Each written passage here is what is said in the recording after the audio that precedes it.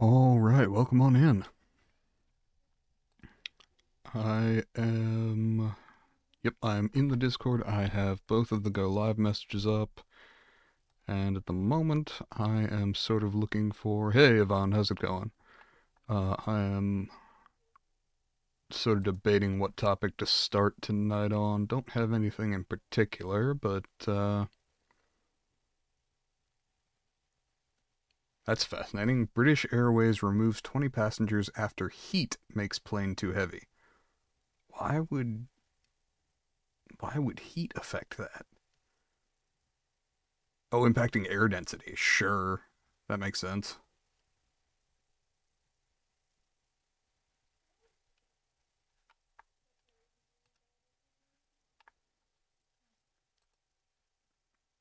Kind of good, kind of shit. Yeah, fair enough. That was kind of how my day went. But I was working at a gun range and nobody shot me, so, could have gone worse.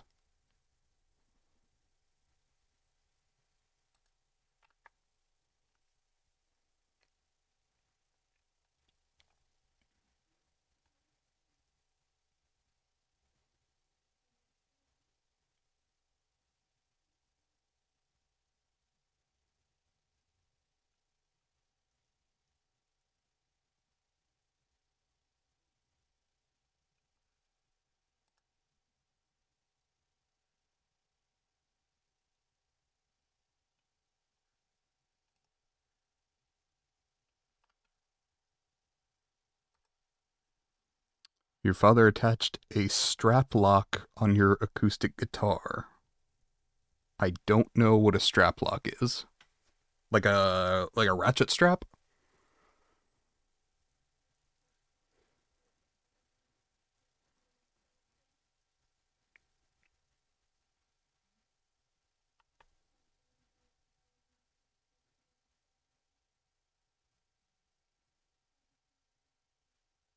Thing that you attach to the strap to hold the guitar while standing. Okay.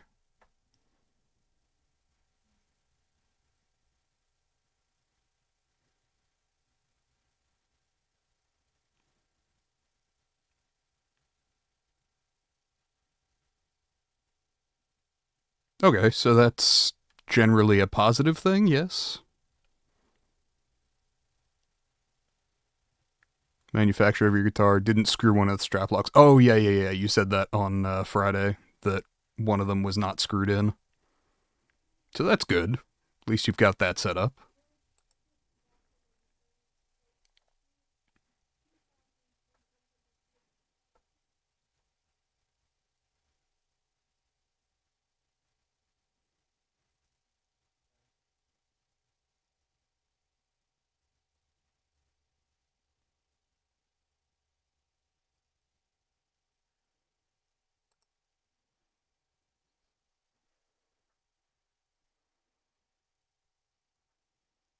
Yeah, I definitely had a long day. Woke up, I mean, not late enough that I was late to work. Next week is your last working as a pizza maker. Oh, cool.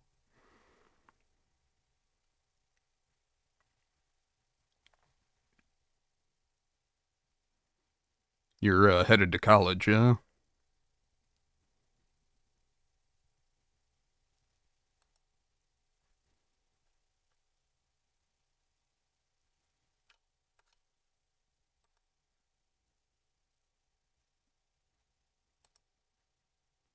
Nice.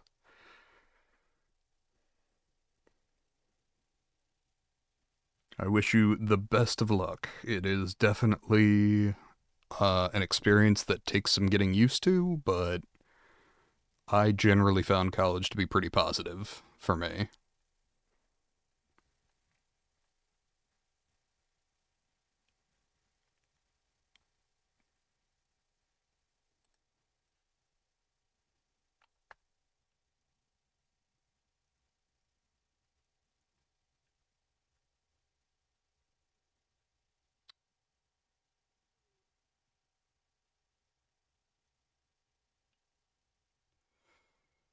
Yeah, I'm trying to find some like fun news and I'm failing because a lot of it's U.S. politics, and no part of that is fun right now.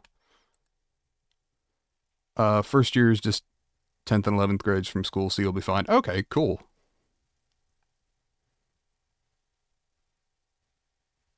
Metal Gear Solid Delta came out yesterday. Really?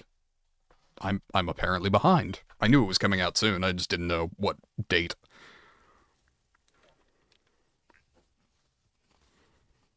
I'm sure that people are very excited about that.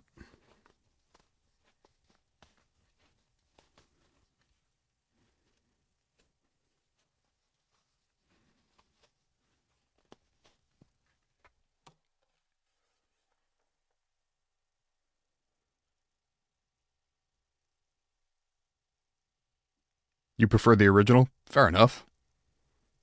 That's kind of the case whenever any remake comes out.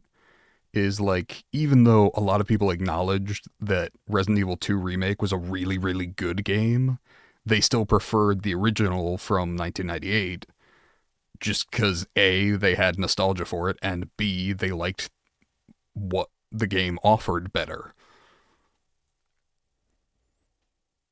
Personally, having played a bit of both, I prefer the newer one, but I also didn't get into Resident Evil until I was in my 20s, so I don't have that, like, nostalgia for the original.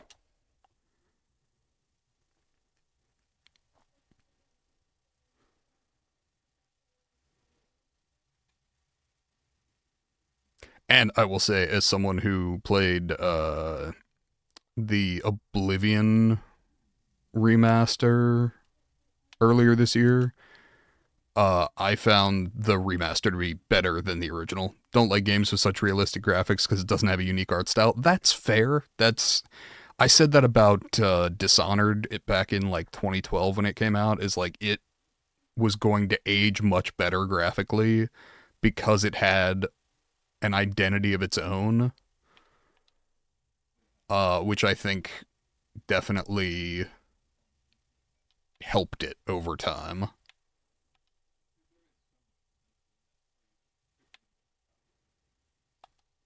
And then Dishonored 2 had a similar art style.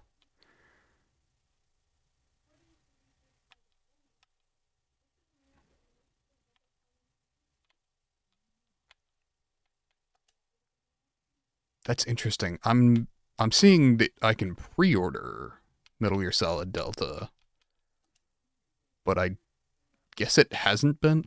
Your friend beat Dishonored every. Okay, okay. When you say beat every achievement on Dishonored yesterday, are you including the time trials? Because if you are, your friend is a god. The original achievements were not all that hard for like the main game. I even did like clean hands, no problem. But the time trial DLC fucking sucked. I don't know. He has all the achievements in Steam. In that case, yeah, I think he has all of them, including the time trials, which is very, very impressive. Though I'm sure a little easier on mouse and keyboard than it was when I tried some of those with a controller. But oh my god, the time trial DLC sucked so bad. Which was crazy because the other ones like Death of the or not Death of the Outsider, it was the assassin one, the Dowd one. Your friend's kind of nuts on achievements. I mean, I can't talk shit. I'm sitting over here with 193,000 gamer score on Xbox. Has 100% of achievements in Terraria and Hollow Knight. Okay, I don't know what all the achievements in Terraria are, but I know that that's very, very impressive for Hollow Knight. Because that includes the permadeath mode and the, like, kind of crazy boss rush mode. Now, I watch a couple of people who do, like, achievements are their thing that they do for their YouTube channels. And I'm always very impressed with some of the challenges that they do or add to it. That's interesting. So you're saying Metal Gear Solid Delta came out already? Because I'm seeing. I wonder if that's a zone thing, because I'm seeing August 27th for me, which will be Wednesday. of this week. Huh. It's fine. I wasn't planning on buying it day one anyway, but maybe it's early access. Yeah, that could be. That would make sense.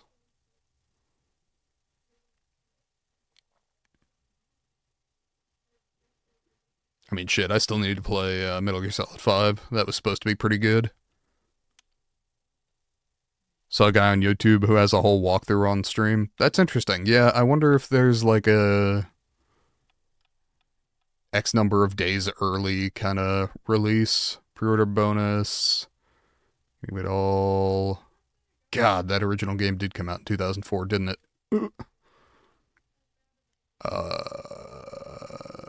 Okay.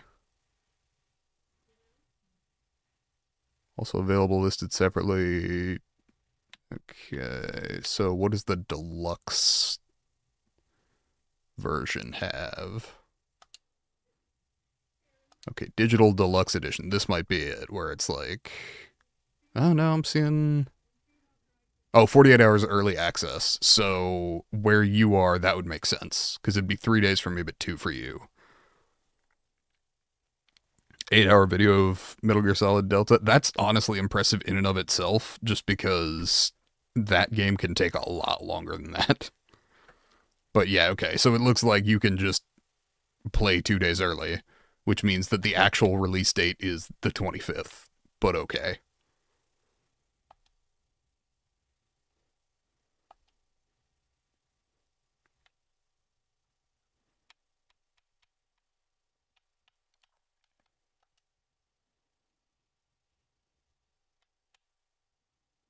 And like I said, I wasn't buying it day one either way, so it doesn't make a huge amount of difference to me.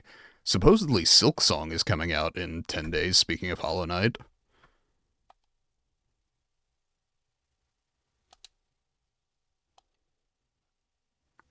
If I listened to the demo, you know what? I didn't. I had every intention of doing that on Friday, and then I passed the fuck out. And I was working all day yesterday, getting back into driving the tractors on the farm.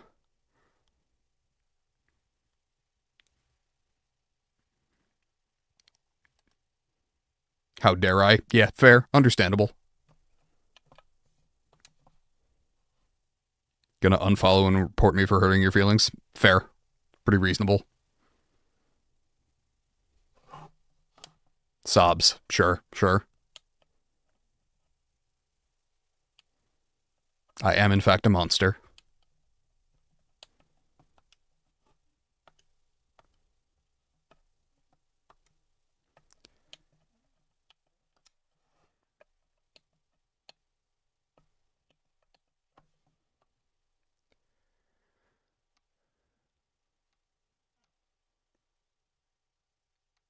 God, I am wiped out after work today. It wasn't even that hard. It was just so fucking humid.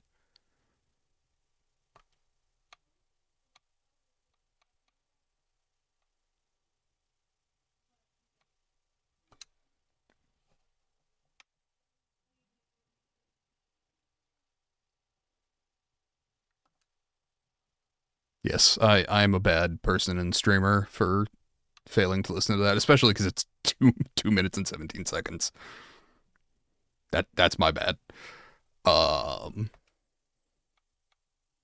I think I just like wrapped up streaming on the chant and was like, okay, time to sleep because I needed to be up for driving a tractor in the morning and then a thing later in the day.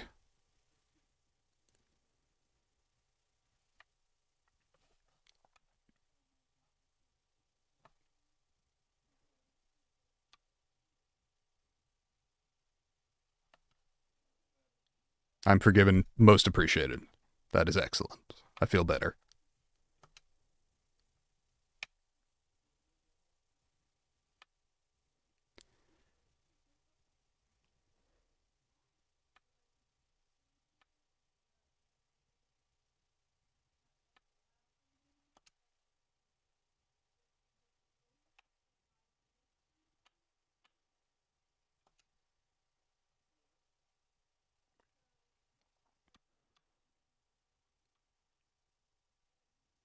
Alright, I've fallen down a rabbit hole here where I was looking for the release date for Metal Gear Solid Delta, and I came across the game Delta Force, which just released for free. And wow, apparently people don't fucking like it. It's at like 2.5 stars.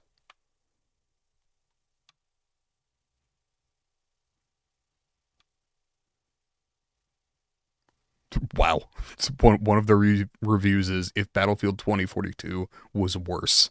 Ouch.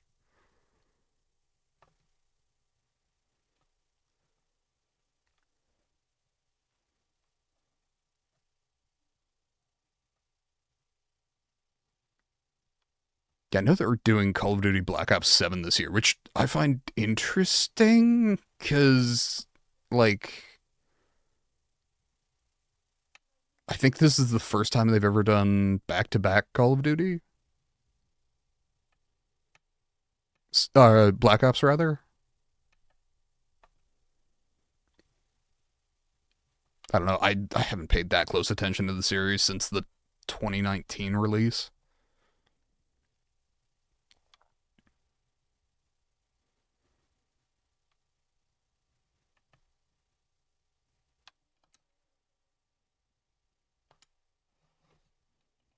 What's the point of COD Black Ops? For you, the first two was the end of the series. That's fair. I will say I liked Black Ops 6. I don't even know which one Black Ops 5 was. I think it might have been Cold War and they just didn't call it 5. Uh and then either 3 or 4 just straight up didn't have a campaign. But like obviously 1 and 2 had really good campaigns. 6, I will say I enjoyed the campaign. I know not everyone did. Uh but like especially because it's coming out on Game Pass, like sure, I'll play it. Who cares?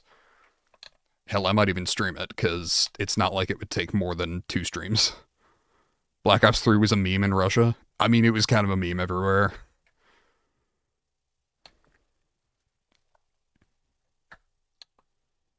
It was not well loved. Oh, because of the translation, really? What? How bad was it? I'm assuming very.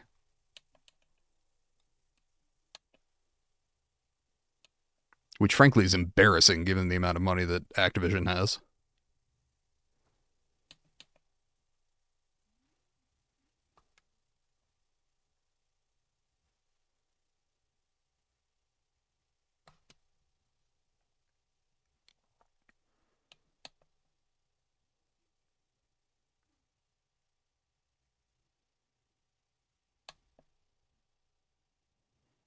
No, only the meme. Pues it's DLL. Boom. Pues it's DLL. Boom. I'm sorry. That's not the train went boom, is or supposed to be the train went boom, is it? Because that would be terrible.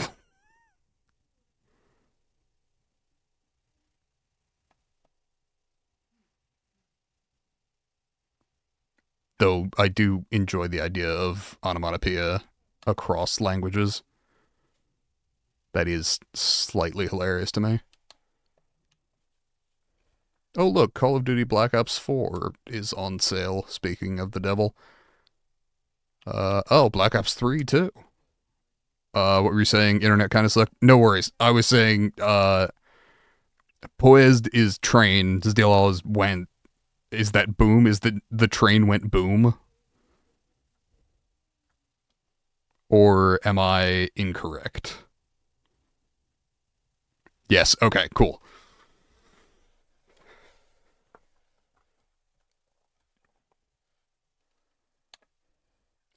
That sounds like probably terrible translation, but at least I understood the terrible translation.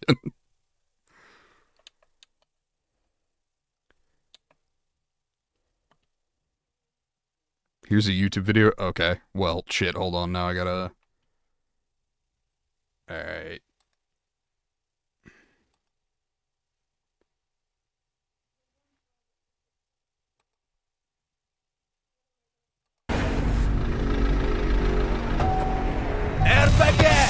11 декабря 2054, 11:30 утра. Защитные войска Цюриха получают анонимное сообщение о нахождении убежища террористов. К сожалению, ЗВЦ недооценили тяжелую артиллерию этих подонков. И их поймали без штанов. Были потери. Результат? Поезд сделал бум. Помнишь Диаза? Кажется, да. Он поможет тебе разобраться в новых крутых штуках. What? That was... Oh, no screen? Fuck. Hold on. That's because I clicked on the wrong button.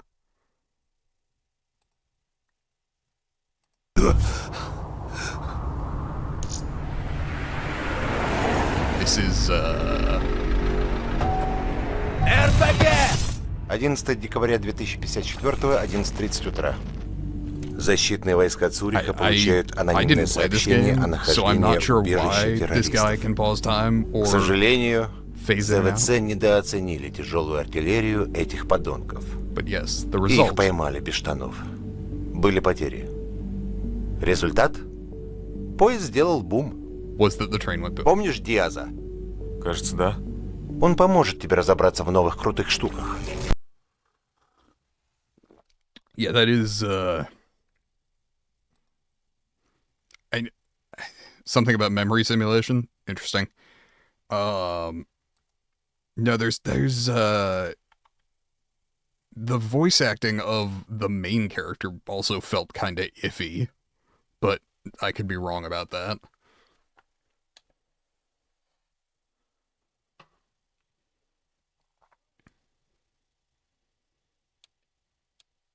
Which is one of those things that you'd think they had nailed down, right? Like, yeah, it's lame. Okay, yeah. Like, you would think, given the amount of fucking money that Call of Duty makes, they would have the absolute best voice actors in the industry. And, like, I get that they do some stunt casting where they had, like, Kevin Spacey at one point playing the villain, which, God, that turned out to be correct, but, like, by and large, you're hiring mostly unknowns. And I know that for all the shit that people gave Call of Duty Vanguard, they did at least hire Laura Bailey, which is, like, who admittedly is not Russian, but to play the Russian character, and she did the accent pretty well. I don't know who they hired. You have another hilarious translation? All right, hit me with it.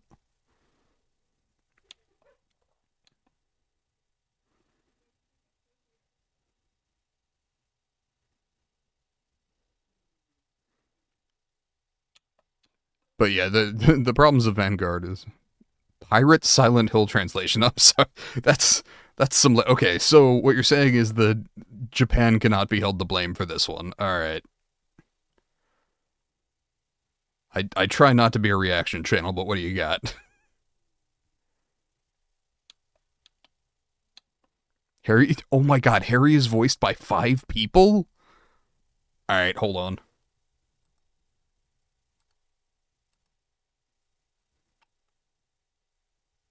Okay, this is 48 minutes, but...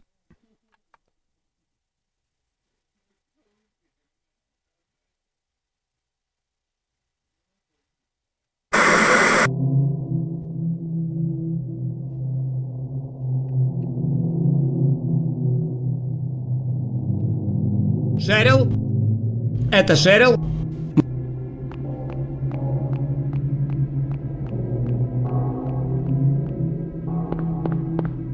Куда идешь?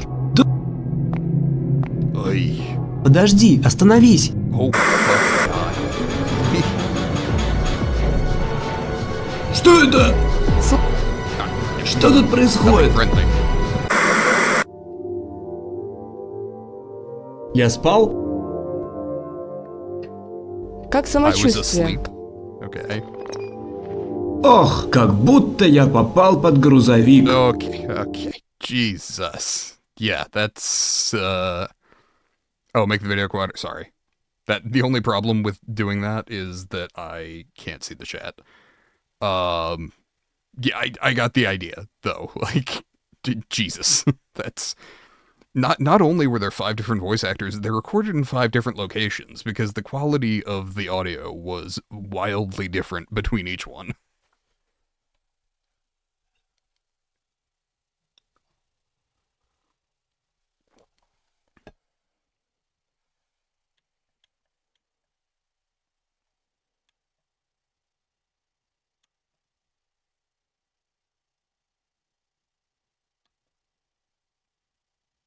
Call it machine translation. Yeah, it's basically people using Google Translate.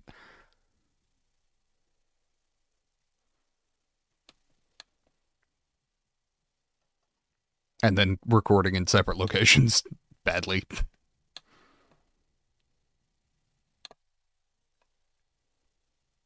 On the other hand, that's almost never the fault of the voice actors. It's like studios that don't want to find someone who's actually bilingual to pay to do it.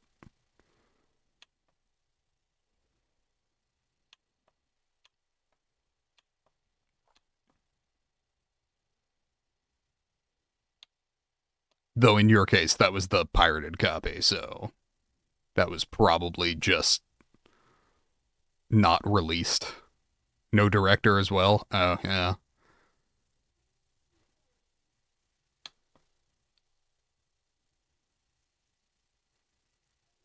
Who would say how to voice a text? Yeah. Well, yeah, no director to give them context either. Like, to give, like, what's going on in this scene. It's all they're looking at is the piece of paper with the lines on it. But again, if it was never originally released in Russian and you're dealing with a pirate copy, it's like, it's unfortunate, but it's one of those things where the original artists inherently weren't working on it, so you kind of take what you can get. Time goes in slow motion when I'm streaming.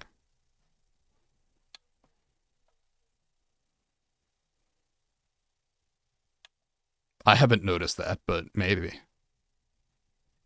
I wouldn't be opposed to having time powers.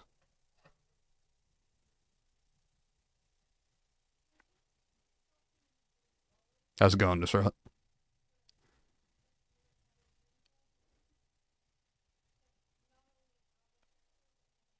Stream not working?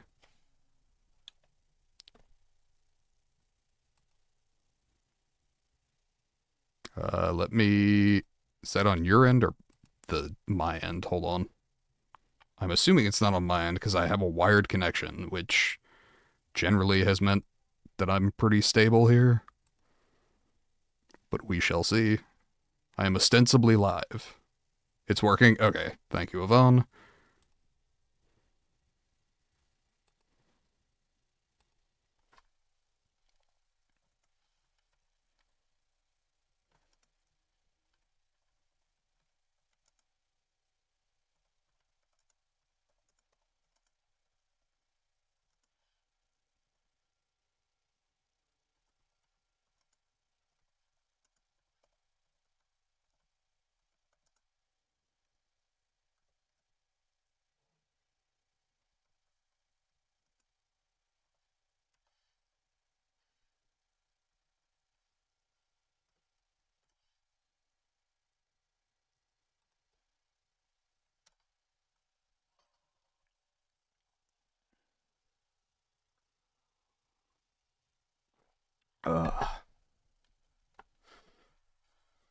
Whew.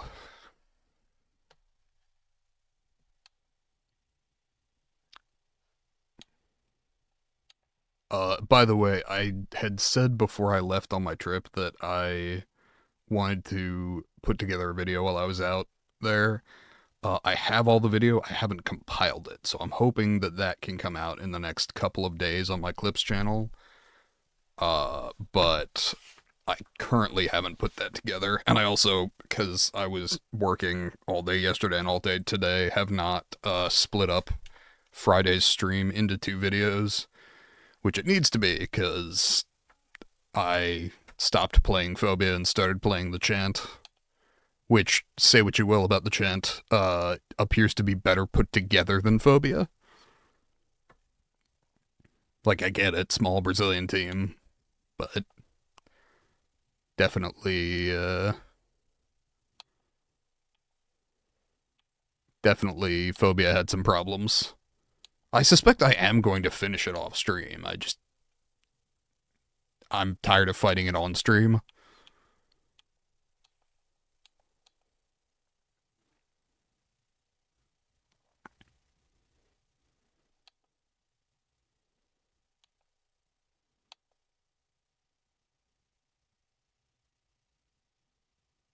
For some weird reason, it only gets better at 2:10 a.m. How oddly specific.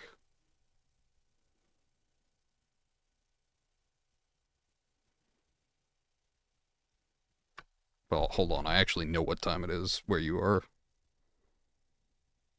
Or rather, I can check. Okay.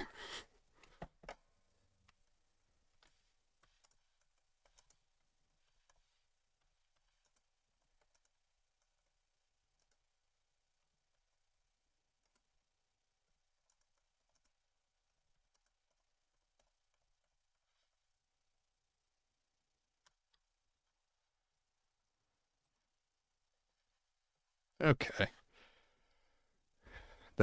Okay, I will say it's an odd time for the internet to like come together at 2:10 a.m. On the other hand, I can also see how like nobody being on it could help.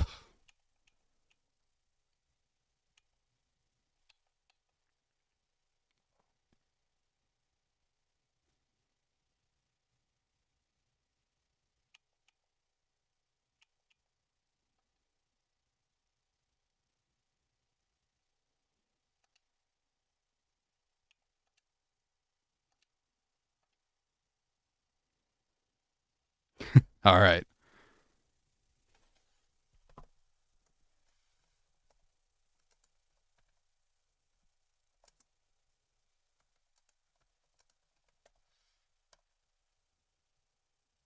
Oh, fuck's sake. Works better when I actually click the chat window.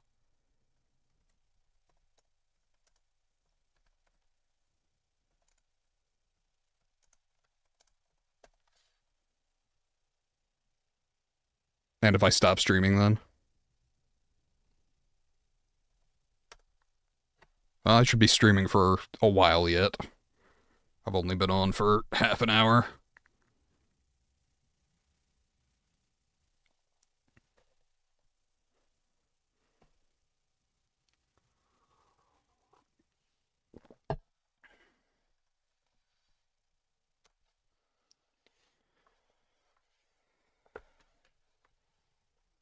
All right. God. I always feel like I should have more topics prepared, but then I'm reading the news and it's all depressing as shit. So I'm like, we'll talk about whatever comes up.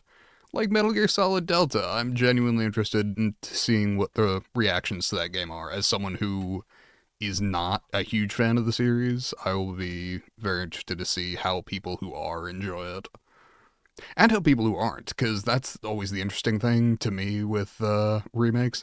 Like, for instance, the Resident Evil 3 remake, I thought was a great video game, and it wasn't until I saw the original Resident Evil 3 played all the way through that I was like, oh, I understand why people are mad, because they cut out huge sections of that game. Uh, but on its own, like, lacking the context of being a remake, while short, Resident Evil 3 remake is pretty friggin' good for what it is. It's just not a great remake. RE3 remake is the definition of disappointed. Yeah, as someone who now knows like what the original game was, absolutely, I totally get it. But it's also one of those things where like on its face, if it were just like a new IP, no expectations going in, I think that game would have been received very well.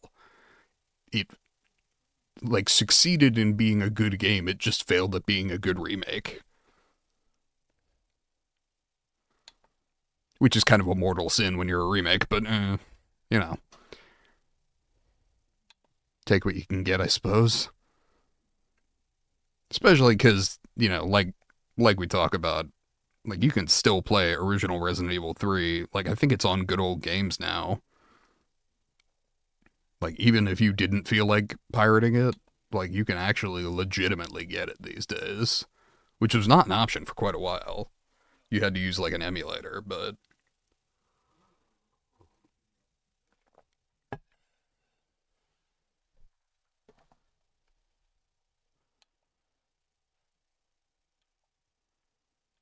now RE2 remake was a phenomenal game and remake. RE4 remake, I would argue, was an even better game and remake. Um, really, really enjoyed both of those, but Resident Evil 3 remake, I was like, I liked this game. It was not a good remake. I am very interested in the rumors that they're planning to do a Resident Evil 5 remake, because I would need to get someone to play that with, but I would totally play that day one.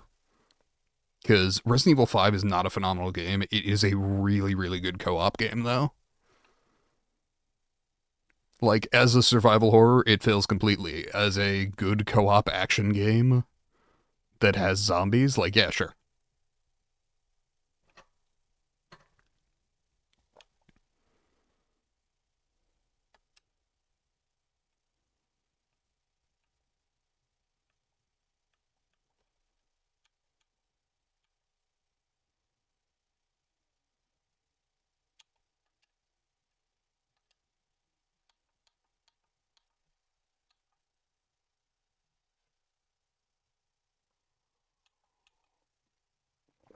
Ugh. Completed RE5 twice with two friends, and it was horribly funny both times. Yeah, like, look, you can't take the fucking boulder punching section seriously. It's hilarious. But it is fun. Like, it's really dumb fun, but it is fun.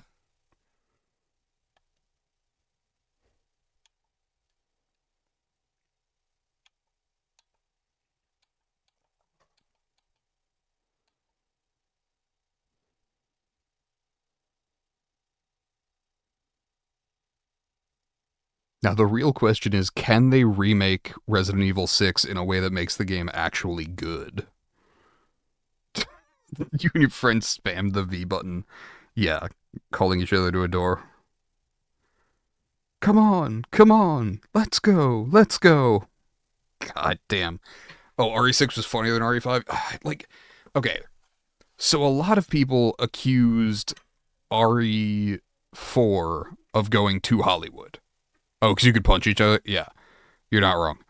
Um, a lot of people accused RE4 of going to Hollywood. And then RE5 of going like full on anime with some of its bullshit. And then RE6 of being like full on Bollywood. And I'm like, you're nobody's wrong in that. Because it really is. Like RE6 is a not particularly good Bollywood movie. I recognize that there are plenty of good Bollywood movies, but there are some really excellent examples of bad ones too. Yes, the ability to punch your partner was hilarious. Or kick, I think, in Leon's case. Have a video on your channel of you and your friend playing RE6. I played through RE5 and I enjoyed it. And I was like, I know RE6 is kind of a meme, like it's not very good, but it could be fun to do co-op. And I was like, oh god, I got maybe 2 hours in and I was like, no, it's not even fun as a meme. It's just bad.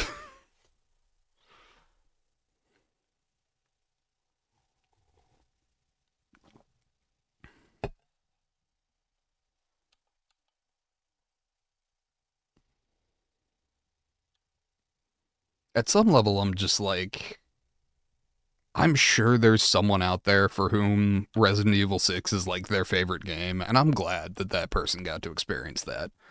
But if they remake Resident Evil 6, I don't know how they're going to do it and make it not fucking terrible. Because.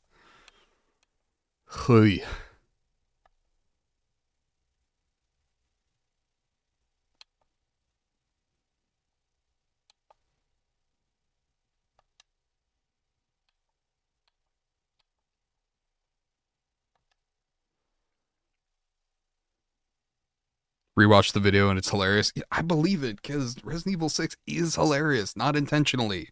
It takes itself really fucking seriously, but it is really fucking funny.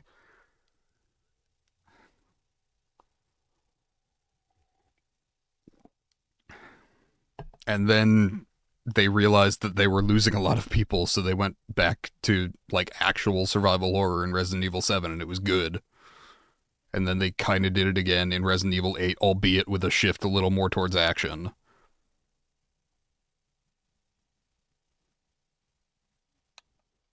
I will be very interested to see where Resident Evil 9 goes. I look forward to checking that shit out because it looks good to me. At least so far. Now, that's all without playing any of it, so that doesn't mean a whole lot, but I have liked the direction that Resident Evil's been going lately.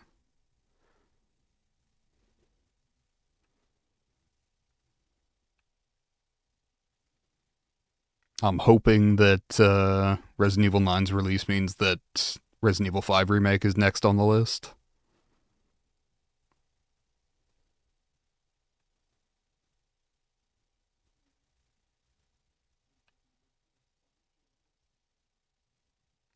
Saw thought on internet games became so much action shooters because characters grew from fearless noobs to experienced killers. Yeah, I mean, it is one of those things with a character arc like that, right? Like, you kind of can't have Leon still freaking the fuck out in Resident Evil 4. However, there is a line between, like, skilled zombie killer and goofy 1980s Arnold Schwarzenegger one-liner fest where, like, we could try and find a middle ground, but... And then RE7, Ethan being terrified of everything. Yeah, well, okay, not only that, he's terrified of everything, right? And then he's still terrified of everything, but he's trying to do the one-liner thing in RE8. And you're like, no, man, I'm sorry, you're not Leon Kennedy. It doesn't work for you.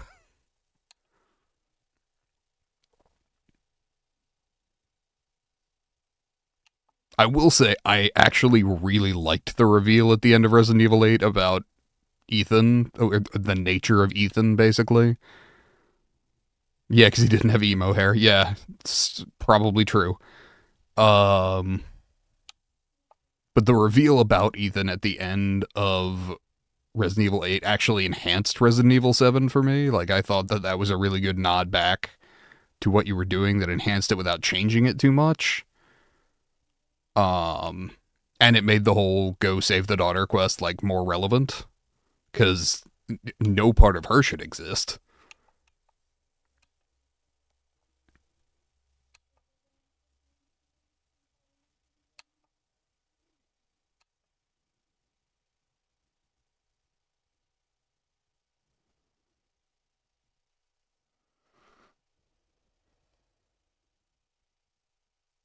Yeah, I think so. Like, I said Resident Evil 7 was really good. I stand by that. I think it was good. I think the return to puzzles, survival horror, etc. was good.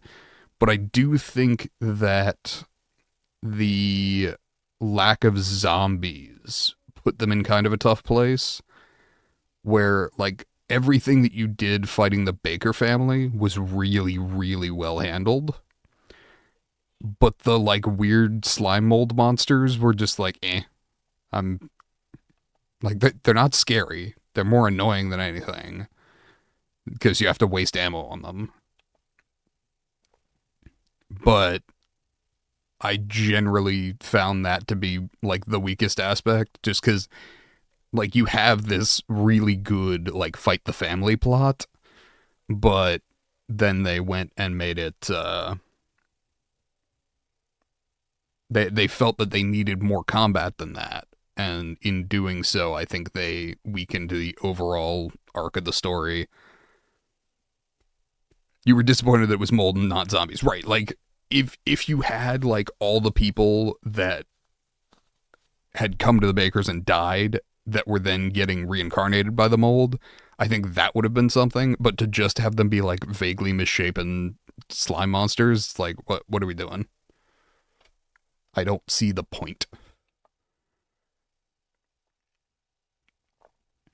Because you have no emotional connection, right? Like, if you're playing through Resident Evil Remake, you know that everyone you're fighting in the house was either a researcher or a member of the Spencer family, which puts at least some emotional connection to shooting them in the head as you go by.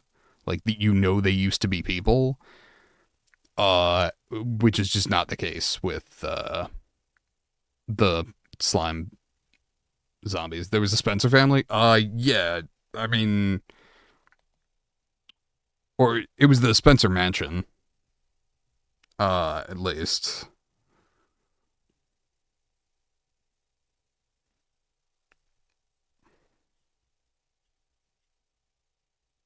Well, there was Lisa Trevor. There was George Trevor. Uh, God. Oh, he didn't have kids. Well, no, he didn't. He, depending on where you want to go with the lore, originally Albert Wesker was just a guy who got power hungry, and wanted to take out stars. Later in the, yeah, George Trevor was the architect. Lisa Trevor's story is like the biggest, like super sad story line connected to a boss in that game. But no, if you go with some of the later lore regarding Spencer, he, like, Wesker was a clone or some shit, and there were like several others, at least one, because Alex Wesker was his sister. If you go by like the Revelations 2 storyline, Wesker was a clone. So hold on. I'm spouting bullshit, I think. Let me at least give a source.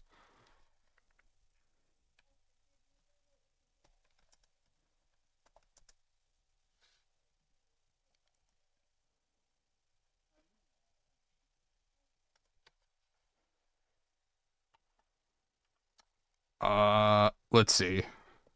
So he was definitely a clone in the Resident Evil series that lots of people didn't like, but I actually thought was okay.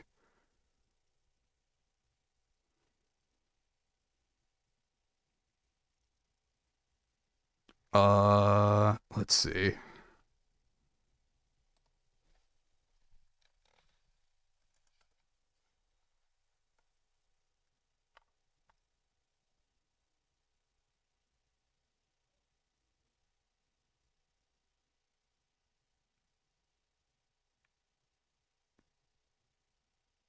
Oh, that's right, because Alex Wesker tried to transfer consciousness or some shit. God, the whole thing gets really messy.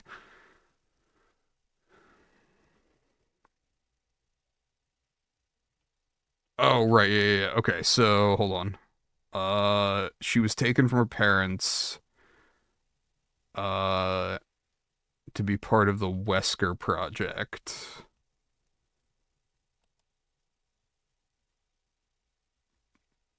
which was run by Oswald Spencer. She was given a privileged upbringing, access to the best education, while being instilled with the worldviews of Oswald Spencer.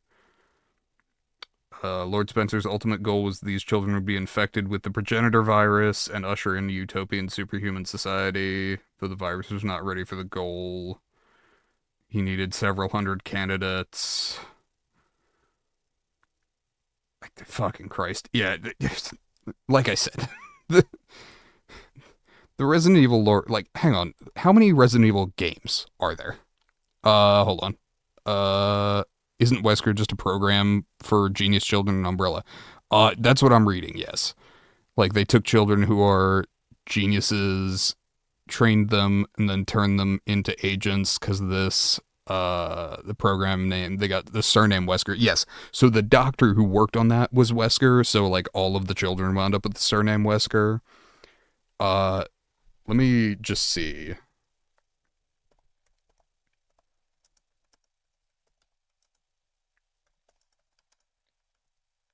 Over or under 40? Number of games in the Resident Evil franchise. Cause I am strongly inclined to guess about 40.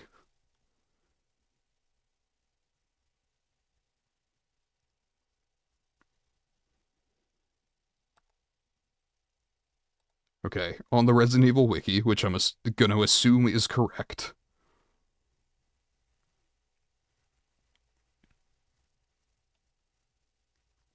Okay, so counting their major releases, we have 1, 2, 3, 4, 5. By 3 is 15, 16, 17. Okay, they're counting Resident Evil Requiem, which, so I'll subtract 1 when I'm done. So 17. Non-major releases, we have 15. Mobile games, we have 19. Other games, we have 13. So, 17 plus 15 is 32, plus 19 is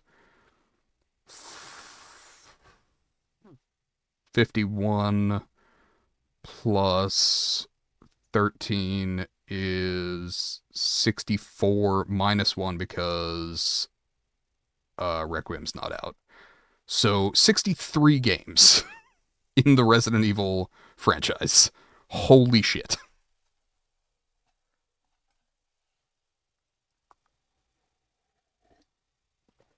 Do we think we've figured out why the canon's a little messy? Christ.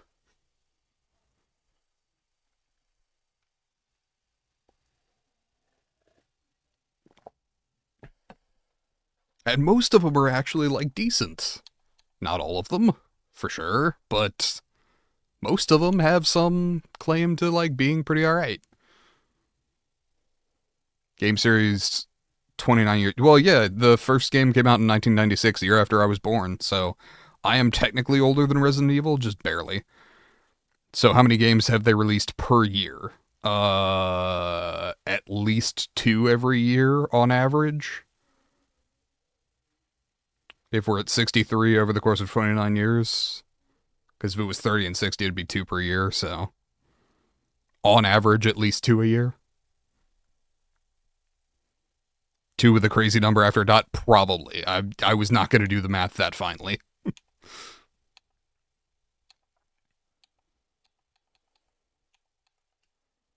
If you want math like that, ask Nusrat. He is in, what is, his major? Mech engineering something? He does mechanical engineering things. He does, like, very fine math. I do not.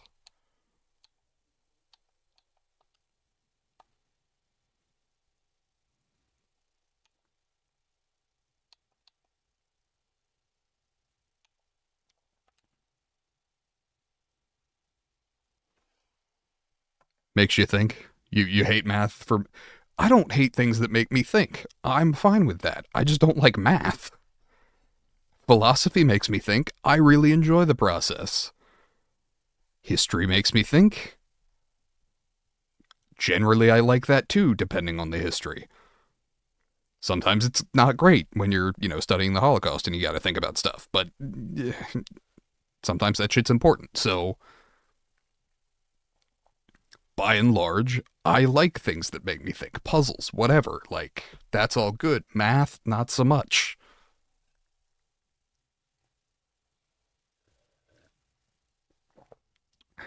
You love math but hate all the methods and different ways to solve the problem.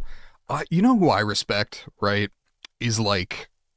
So Isaac Newton gets a lot of credit for gravity, like the concept of the theory of gravity, and the three primary laws of physics.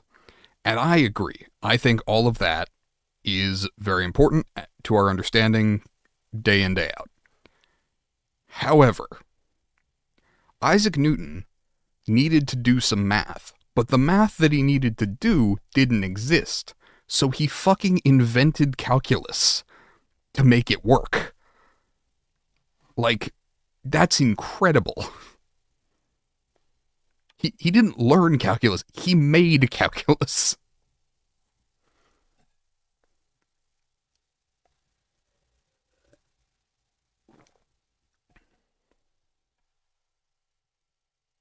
Yeah, badass, absolutely. Isaac Newton was hugely important to human understanding of the world around us.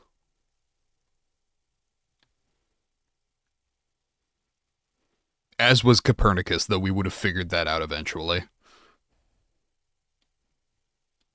Copernicus was the guy who said, "Hey, maybe the Earth orbits around the sun instead of the other way around," and the church sent him to die for it, basically.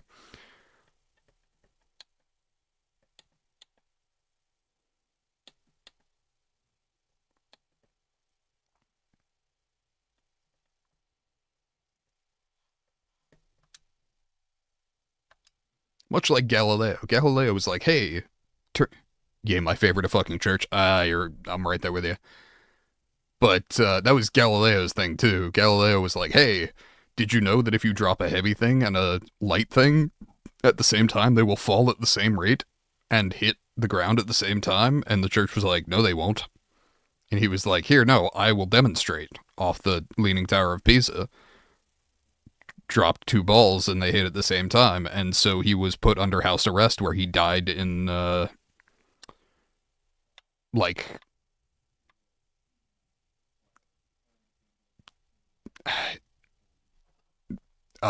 disrepute.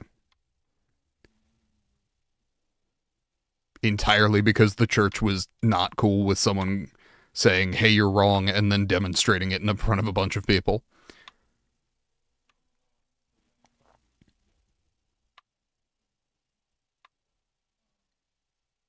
Disrepute, basically, just that his reputation was tarnished by the church and those in power with connections to the church.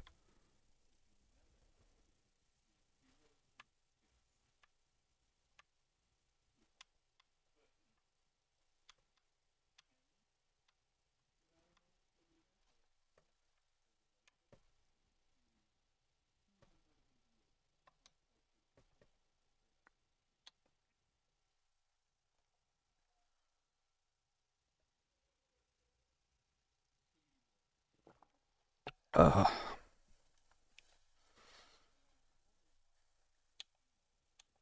yeah, there's a disturbing number of individuals who knew exactly what they were talking about, and whatever power at the time, it wasn't always a church, but like, it was counter to whatever the person in power at the time had said, and it was just like, well, you're gonna die for telling the truth.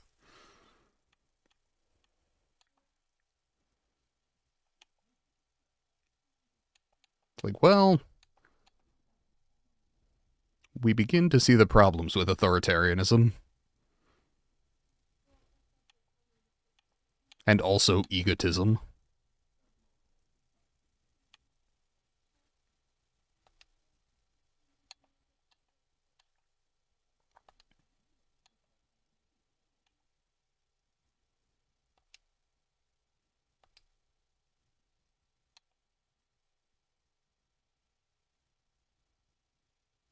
Oh, speaking of survival horror, uh, we're not getting Resident Evil 9 until 2026, but Silent Hill F is supposed to be really good.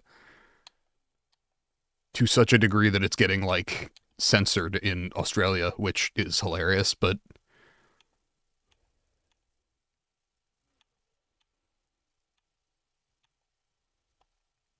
it used to be Australia and Germany were, like, the two blocks to getting your game published, but these days it's mostly just Australia. Well, and China. China's been touchy about a number of things. Chinese law actually has a couple of like really weird carve-outs. Like, I remember back in the day, World of Warcraft released an expansion with a bunch of like undead things in it, but Chinese law prohibited, I don't know if this is still the case, but at the time at least, prohibited like bones showing. Like, they wouldn't rate a game if you could see the skeleton, which to Western audiences is super weird because skeletons were always like the level 1 enemy you would fight. So they had to release an entire patch for China where it covered up all of the exposed bones on the skeletons. Which, to be honest, we should have seen as a sign that they would later kowtow to China on several other things, but I don't remember what the specific one that sent everyone over the edge on, like, Blizzard just giving in to the CCP's demands for money.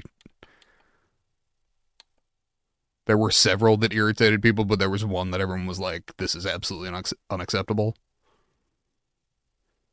And I wish I could remember what it is, and I don't.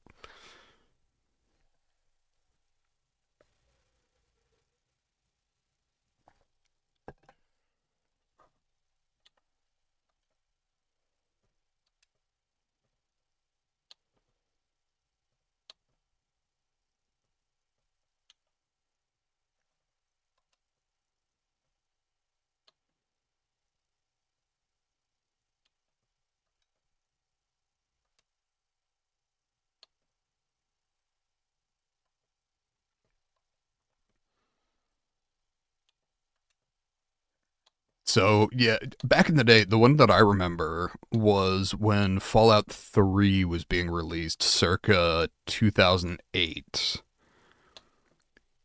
There was some discussion of banning it in Australia because it was super gory, like you could shoot people and they would blow apart, especially if you took the Bloody Mess perk. But the one that, like, they had to change for Germany that wound up being changed in everything was, there was a drug you could take that would increase your damage resistance for a period of time, and originally it was just morphine. But because morphine's a real drug, Germany wasn't okay with it. Like, they were like, this promotes drug use, which, okay. Sure. No, it wasn't Psycho, it was Medics. Because Psycho ups your damage, Medics increases your damage resistance. And so they turned morphine into Medics in every version of Fallout. Because they were like, it doesn't matter what it's called. Like, it's entirely irrelevant. Nobody cares. It's like, is it a little bit, clutching your pearls to be worried about that, Germany? Yeah, it is. But also, again, it really doesn't matter what the drug is called as long as it does the same thing.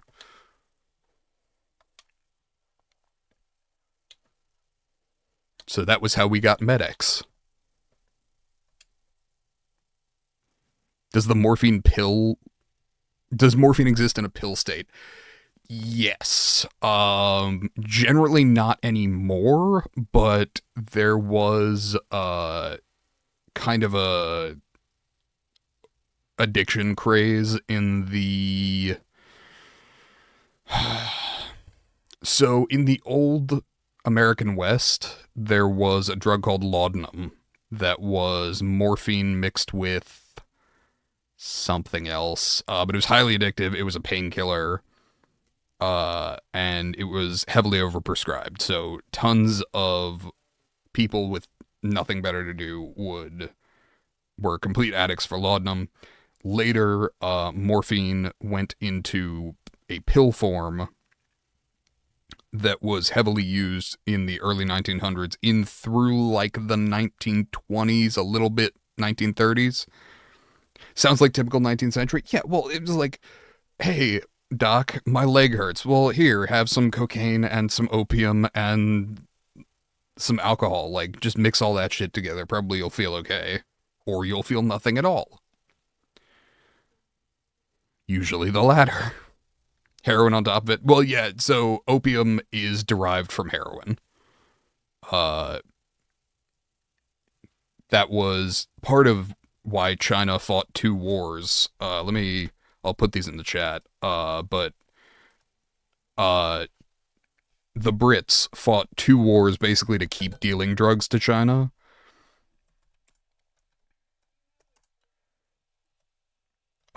They were called the Opium Wars, and basically China just said, hey, stop getting our citizens addicted to opium.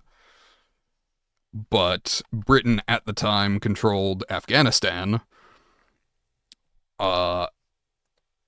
and so they were producing the most poppy and heroin and opium. And so they were not only were they making a shitload of money off of the Chinese citizenry, but they were also basically crippling China's ability to work at an industrial level.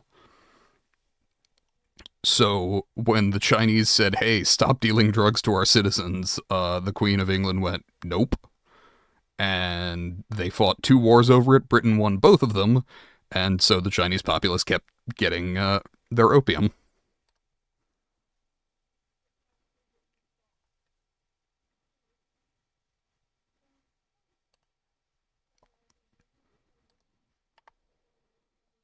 Because, yeah, I mean, it was...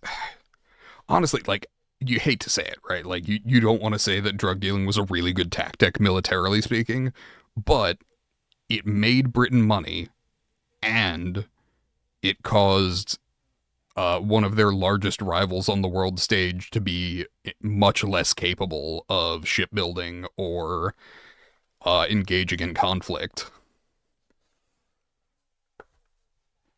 So, terrible as it was a pretty good move, militarily speaking. Is it really fucked up to involve citizens in that? Like civilians? Yeah, for sure. But it worked.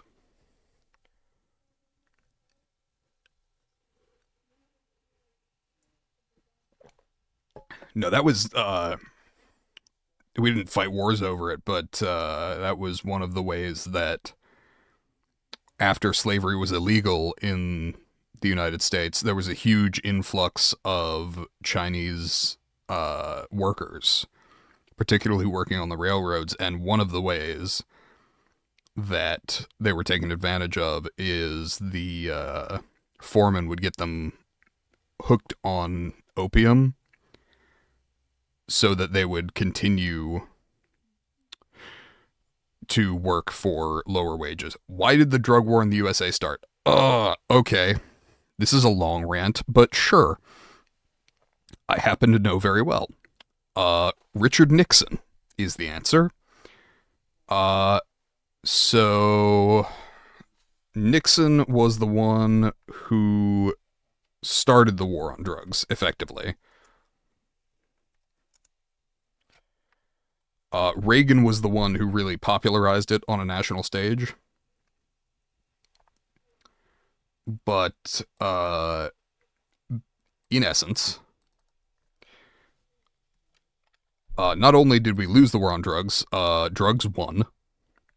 But you're lazy to read it. So that's fine. I'll put the link in the chat and tell you as well.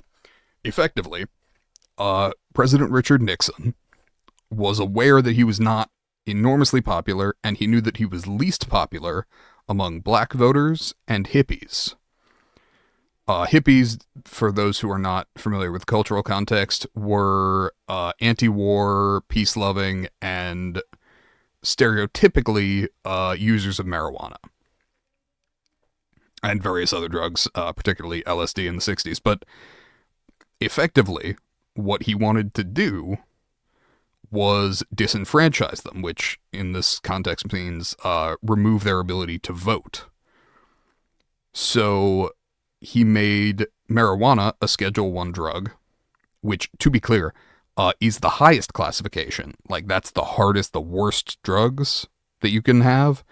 To be clear, cocaine is Schedule II, or heroin is, one of the two. Like, things that are vastly worse drugs were much lower. Yeah, marijuana was the one that was Schedule I, because he thought anything that's Schedule I is a felony, which means that anybody caught with it loses their right to vote. And so to disenfranchise the hippies, the anti-war voters, he wanted marijuana to be Schedule 1. To disenfranchise black voters, he wanted to make cocaine or crack cocaine.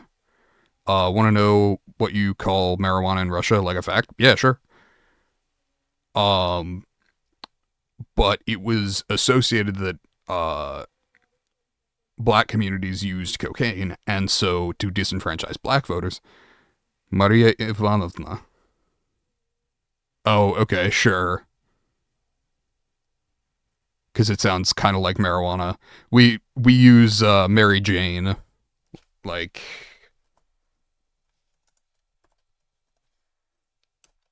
is the American version of that, basically.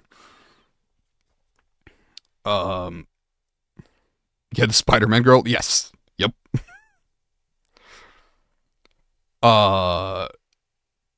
But Nixon put these policies in place, and then they continued under Reagan, who... It's hard to argue that Reagan is not directly responsible for a lot of the shit that has gone wrong with the Republican Party since then. But that is a rant for another time. We're sticking to the war on drugs. Nancy Reagan spearheaded the Just Say No campaign, which ignored socioeconomic status, peer pressure, all of these factors. But the Reagans like really pushed the war on drugs. They also, during Reagan's presidency, the CIA was dealing. Hey, how's it going, Disrupt? The CIA was dealing cocaine and crack cocaine in black neighborhoods in the U.S. In order to fund things like the Iran-Contra affair, as well as several other proxy wars in South America, which directly led to the rise of cartels as we know them today. The only reason, like, the U.S. has a really big thing about fear of terrorism from the Middle East, because, you know, we frankly displaced and killed a lot of people there. The only reason that we don't have that same fear from South America is that the people with the power to do that, instead of coming here and committing terrorist attacks, went ahead and formed cartels and just seized local power instead of fighting the broader global power. So you can... Hell yeah, fear you. Fair. But basically, Nixon and Reagan's war on drugs led to the rise of the drug cartels. Wound up funding them much better because by making the drugs illegal, you make them more valuable, and therefore Americans would pay more for them. And you got to remember, the American economy at this point was booming, so people had spare cash to throw around. And post-Reagan, the Bush era, like Bush 1, George H.W. Bush also continued it technically, albeit not as strongly as Reagan did.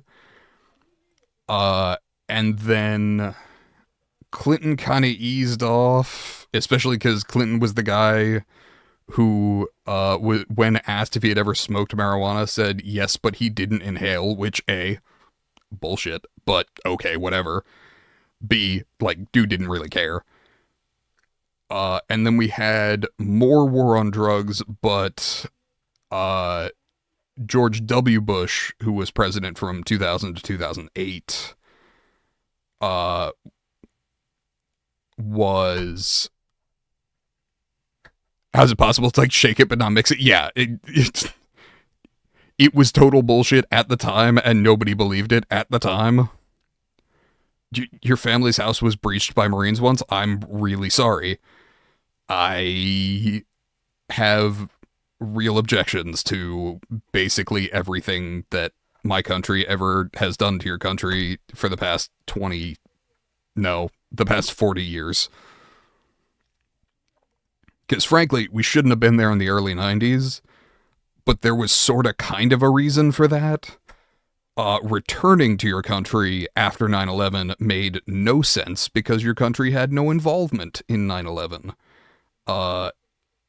The whole lie that there were weapons of mass destruction was bullshit, and most people knew it.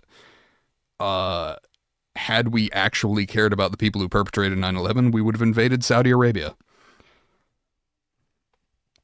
Not my fault. I mean, I know it wasn't my fault, but also it feels bad to know that my country was directly responsible for a lot of that.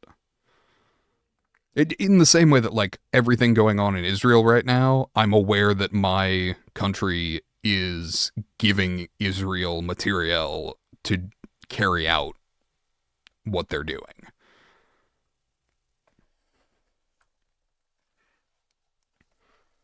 And, I mean, even, like, shit that happened before I was born, to me, can be a stain on American history. Like, I would contend that if I had to pick a best president from our history, Franklin Delano Roosevelt is probably what's going on in Israel. Well, in Israel, not a ton. In the West Bank and Palestine, genocide. They're killing basically everyone. The IDF is actively committing ethnic cleansing.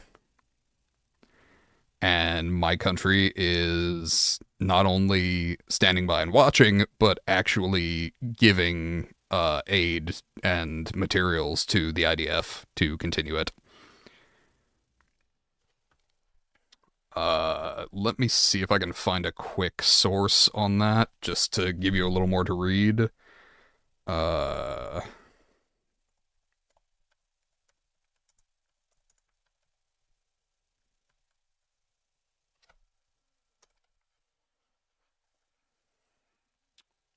Okay, Amnesty International is a good source.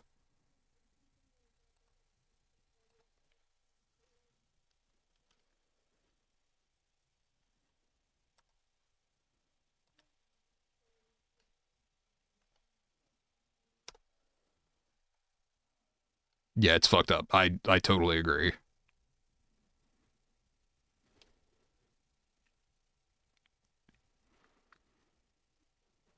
It's hard to watch. I mean, murder case that happened just recently in Palestine, because there's a lot of those.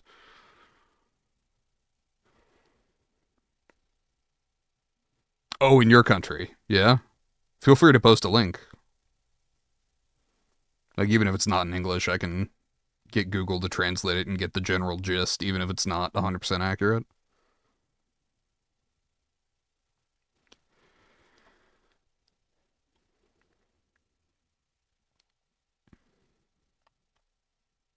But yeah, I have said before, and I believe this generally to be true, that the United States has not been in a justified war since the 1940s.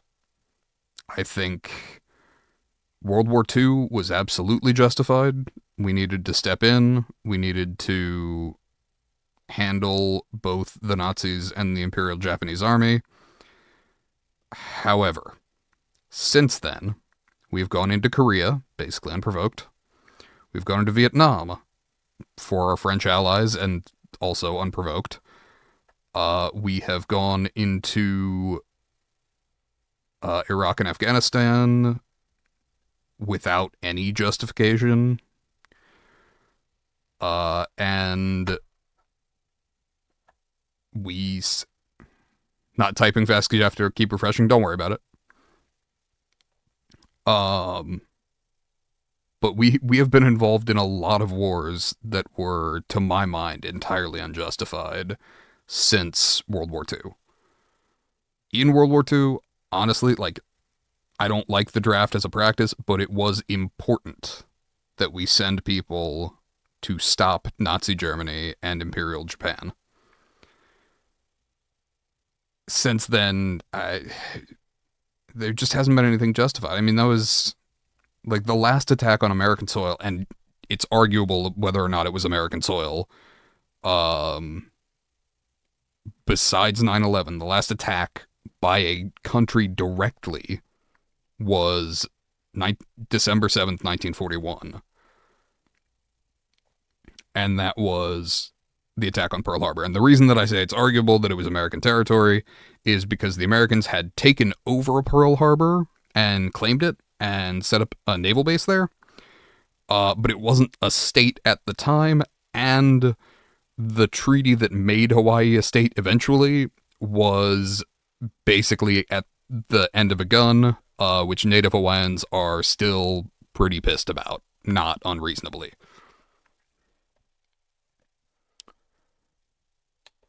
The Bayonet Treaty, I think, is what it was called. Pearl Harbor is in Hawaii? Yes. Hold on.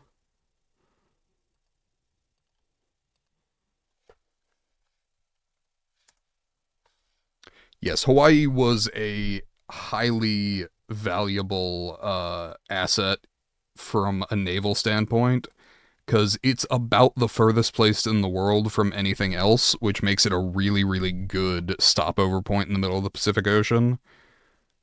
Actually, I wasn't looking for the attack on Pearl Harbor. I was just looking for fucking Pearl Harbor. Yeah, there we go.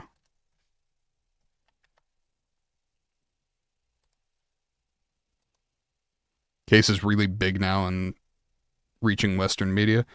So I think that there's a map on that Wikipedia article of where Hawaii is. Yeah, you can show the map of the Pacific Ocean, and it's like in the middle of fucking nowhere.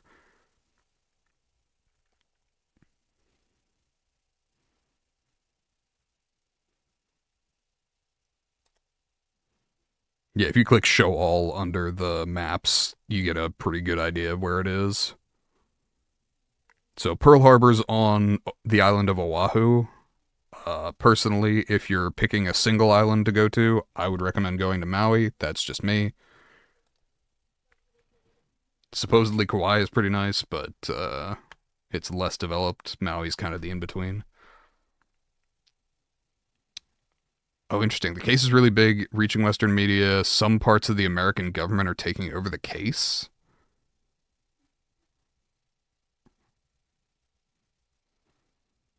What, Hawaii's really small? I mean, comparatively, yeah.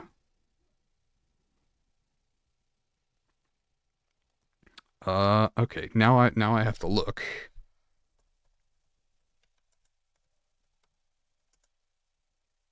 Uh,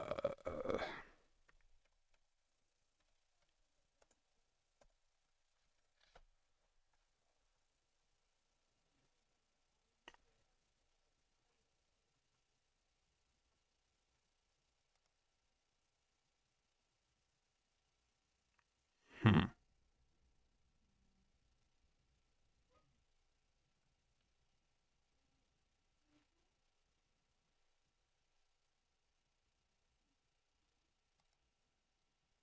Is that the soldier that was sentenced to 3 years for murder of an Iraqi civilian?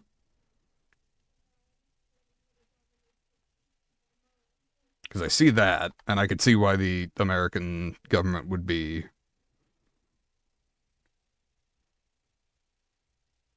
Oh, some big people in your government are related to the murder. That's never good.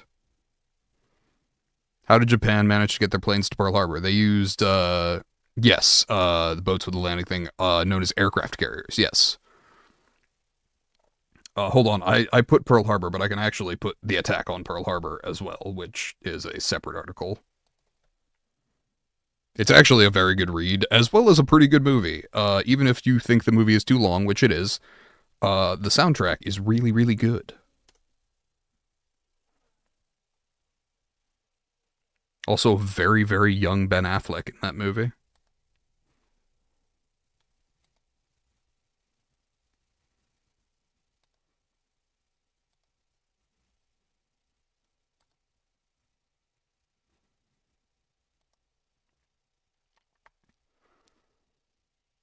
But yes, effectively, let's see, some people, big people in your government were related to the murder. That's not awesome. That's almost invariably a bad sign.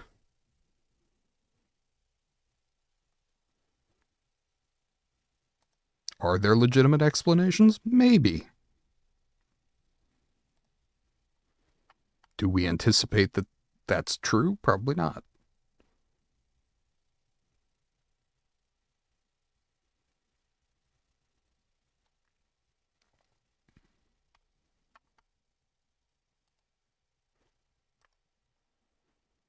Pardon me.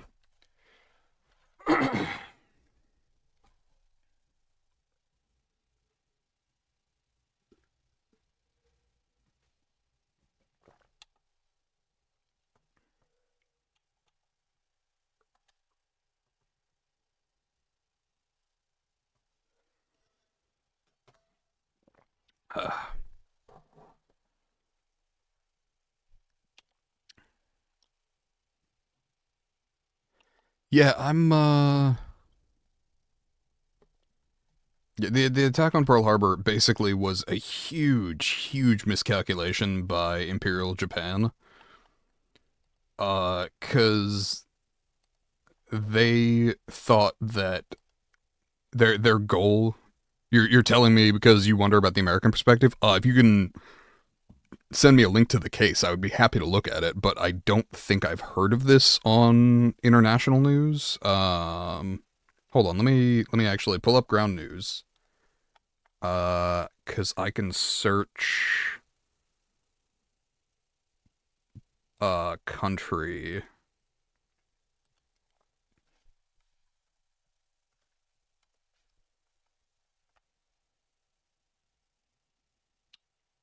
Iraq, 12 recent stories.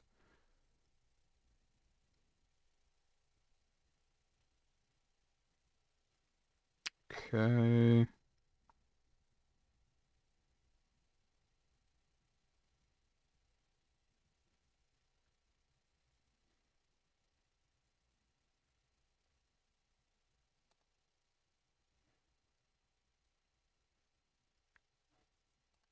Huh.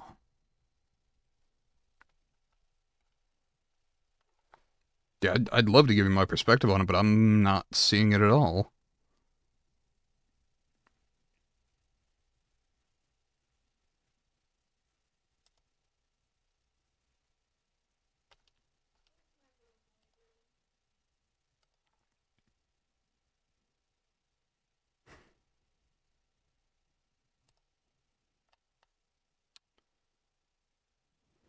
But as far as the attack on Pearl Harbor, Imperial Japan firmly believed that they could basically scare off the Americans. They thought it would be a warning.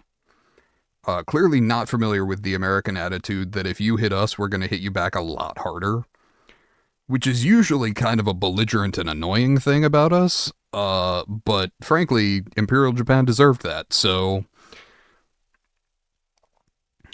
they did one surprise attack, and it led to a whole lot of deaths of their soldiers and, frankly, American soldiers too. But it also almost certainly led to the fall of the Nazi regime several years earlier than it would have otherwise, because we were ostensibly neutral, which was a lie, because the Lend-Lease Act was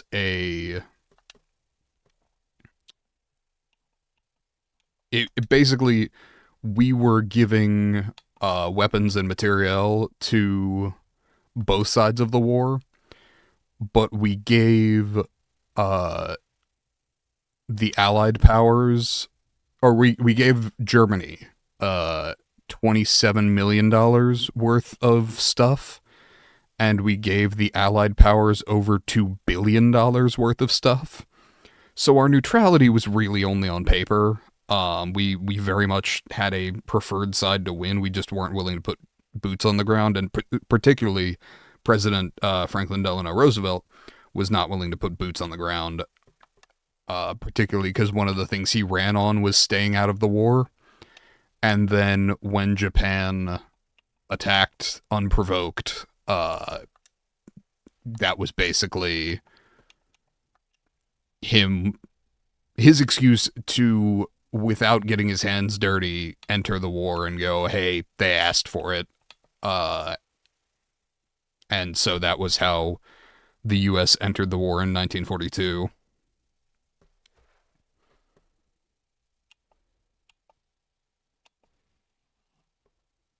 It's also why the Brits had a lot of like Thompsons and Garands even before we got into the war. Is we had all those weapons, we were shipping them overseas for the Lend-Lease Act. Had to refresh again. Sorry. We were shipping them overseas for the Lend-Lease Act. And so our weapons entered combat long before we did. We'll put it that way. It's called the Dr. Ban case. Dr. Ban case. Okay.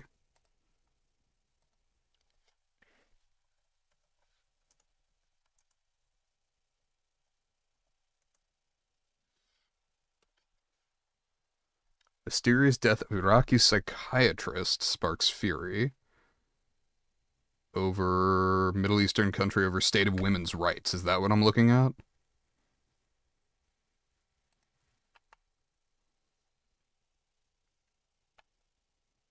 Dr. Banzaid Tariq, a 34-year-old psychiatrist in Basra, was found dead in her home in central Basra in what the Iraqi judiciary labeled suicide, despite forensic evidence of brutal torture and mutilation. Not great.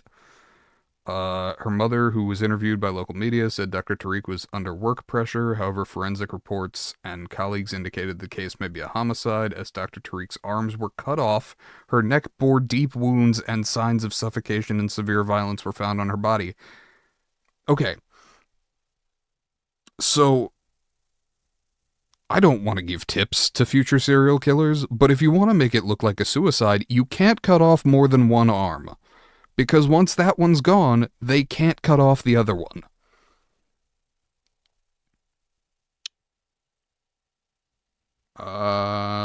Judiciary in Basra ruled her death a suicide, a move that outraged Iraqis who believed it was a cover-up of an honor killing. Oh, for fuck's sake. Those happen in my country on occasion, but it's pretty rare. And it's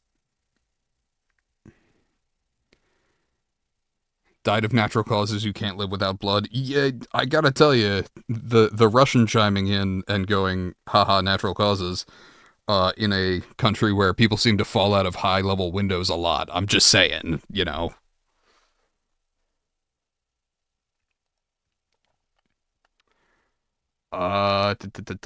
Justice for Ban, posting videos and calling for accountability while protesters in Basra and Baghdad demanded reforms to protect women. Activists link the case to widespread issue of honor killings in Iraq, where women are sometimes killed over family disputes and their deaths are hidden under the label of suicide.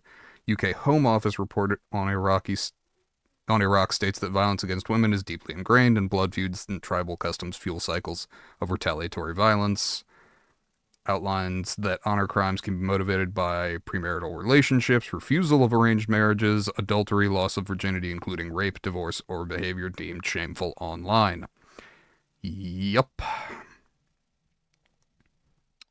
Just for reference, I will drop the article that I found into the,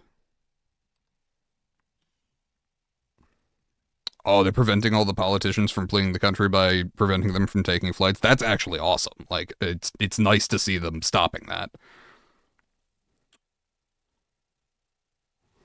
Did you say what, Yvonne? As far as people falling out of the window a lot in your country? Give me a second, I'll find a thing.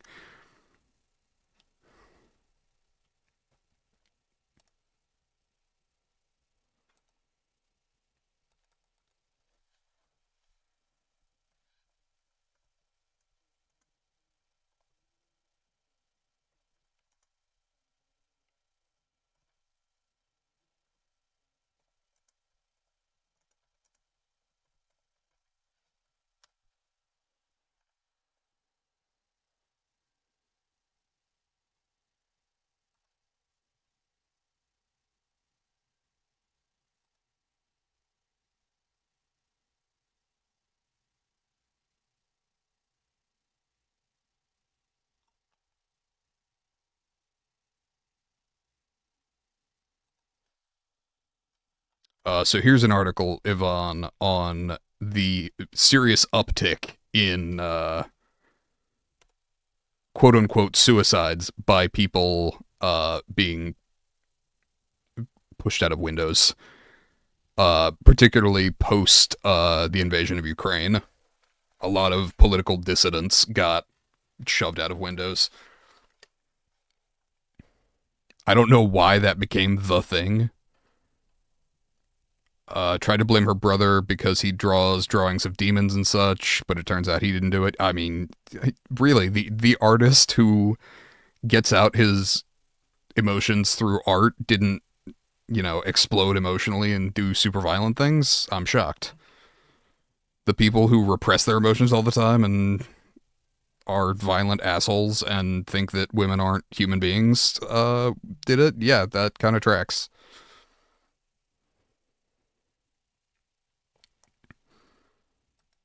But yeah, the falling out a window thing in Russia is it's a thing. It became a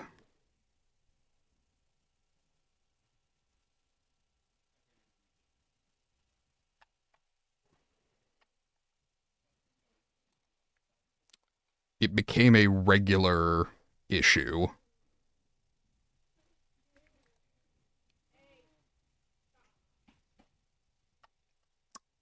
Oh, this is another good one. They don't only fall out of windows. Medusa reviews sudden deaths of 13 Russian energy and transportation executives since 2022. Yeah, it's a whole thing. Back in the day, it was 222 caliber bullets to the back of the head, but that was copying Mossad, the Israeli special forces. Um, and so they started doing two bullets to the back of the head, and then a bunch of like various mafias and gangs started doing it, basically to lay the blame at someone else's feet. But yeah, the various forms of quote unquote suicide that have come out through, yeah, either the Russian government or the Bratva, both of which have entangling interests, have been varied over the year. Well, that sucks. Yeah, you're not wrong. Like, it would be great if like none of that were happening, but yeah, unfortunately, that is happening. Turns out speaking out against Putin's government is not healthy.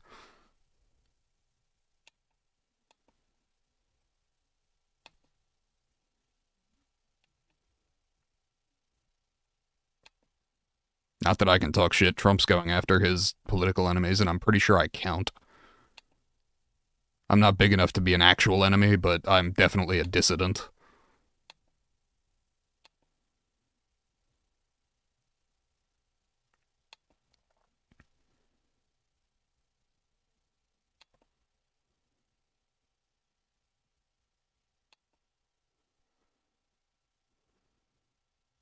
Watch out, kids. Talking something bad about our government is bad for your health. Typical anti smoke ad. Yeah. After school PSA.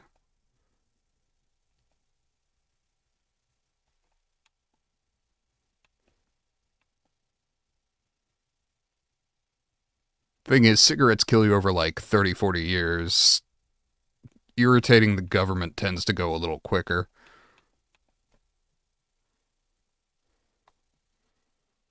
Is the IDF still killing Palestinians to this moment? Yep. Oh boy. This is going to be a not fun article, but I am going to find you recent statistics.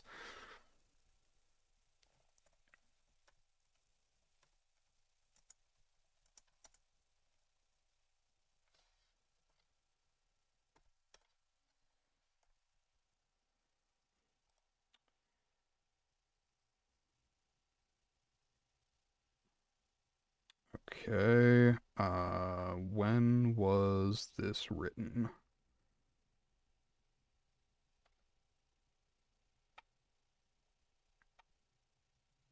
Okay.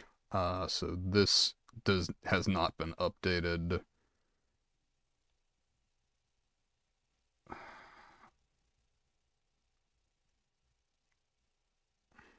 Okay. Humanitarian data exchange.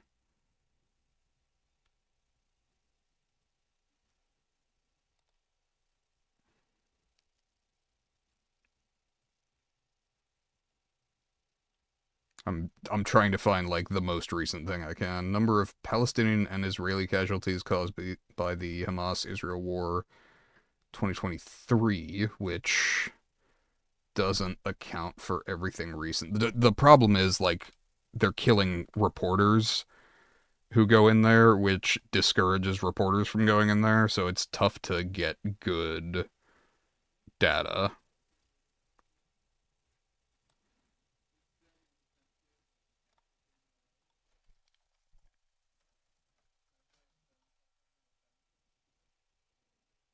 Uh yeah, okay. So revealed Israeli military's own data indicates a civilian death rate of 83% in the Gaza war, which is fucking horrifying.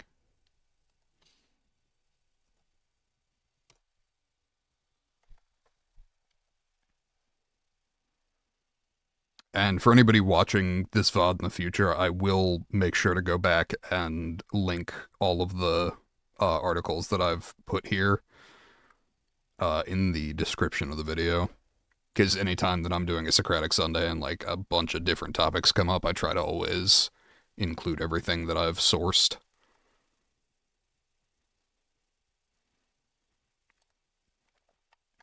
But yeah, like when the people doing the genocide's own numbers say that it's that bad, it's really fucking bad.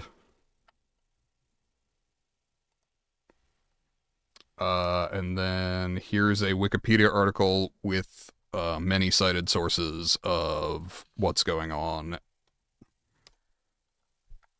as far as casualties since October 7th, 2023.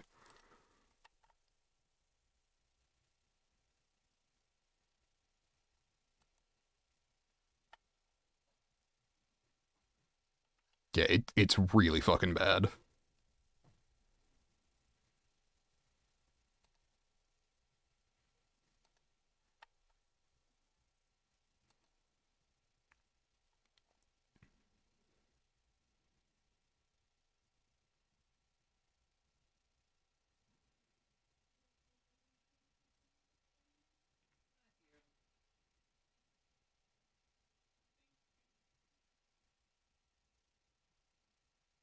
Oh, that's gonna go very badly. National Guard troops in DC to begin carrying firearms.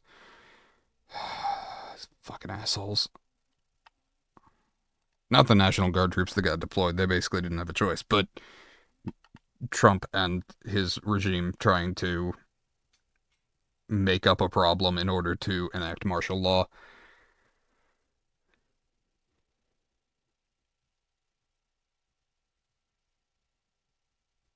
Ted Cruz endorses Chip Roy for Texas Attorney General. Why do I know the name Chip Roy?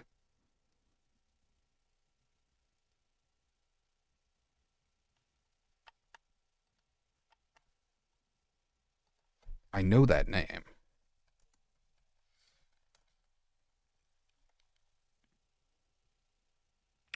American Attorney, Texas 21st Congressional District. Why? Why? Why do I know Chip Roy?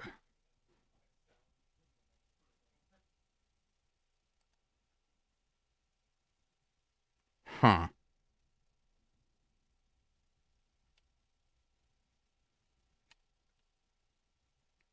Can't nail down why I know him. Not a single country ever supported Palestine. Not. Okay. So, Palestine? No. Hamas? Yes. So, a lot of countries in the Middle East really, really want Israel gone. Um, There's a lot of religious tension. There's some just basic anti-Semitism. There is some genuine, reasonable dislike of the fact that the Brits who were controlling the area back in the late 40s just came in and said, hey, we're displacing everyone who lives here in order to put all these Jews from Germany, except Iran because of Hamas. No, I mean, a lot of countries have very quietly supported Hamas over the years. Not quite enough to catch international attention, but enough to give them material aid, largely because most countries in the Middle East are not a fan of Israel being where it is.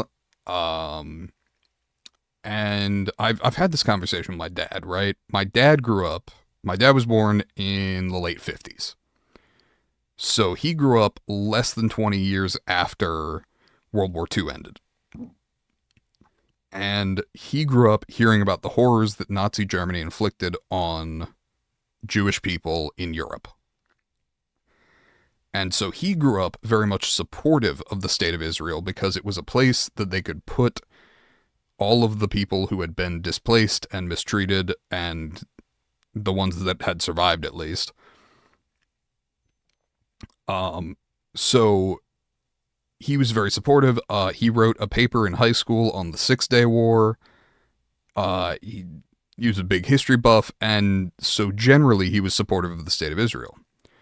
Whereas I'm 30 years old. All that I've heard my entire life about Israel on the news is the general brutality across the Gaza Strip, the theft of land, the killing of children by the IDF.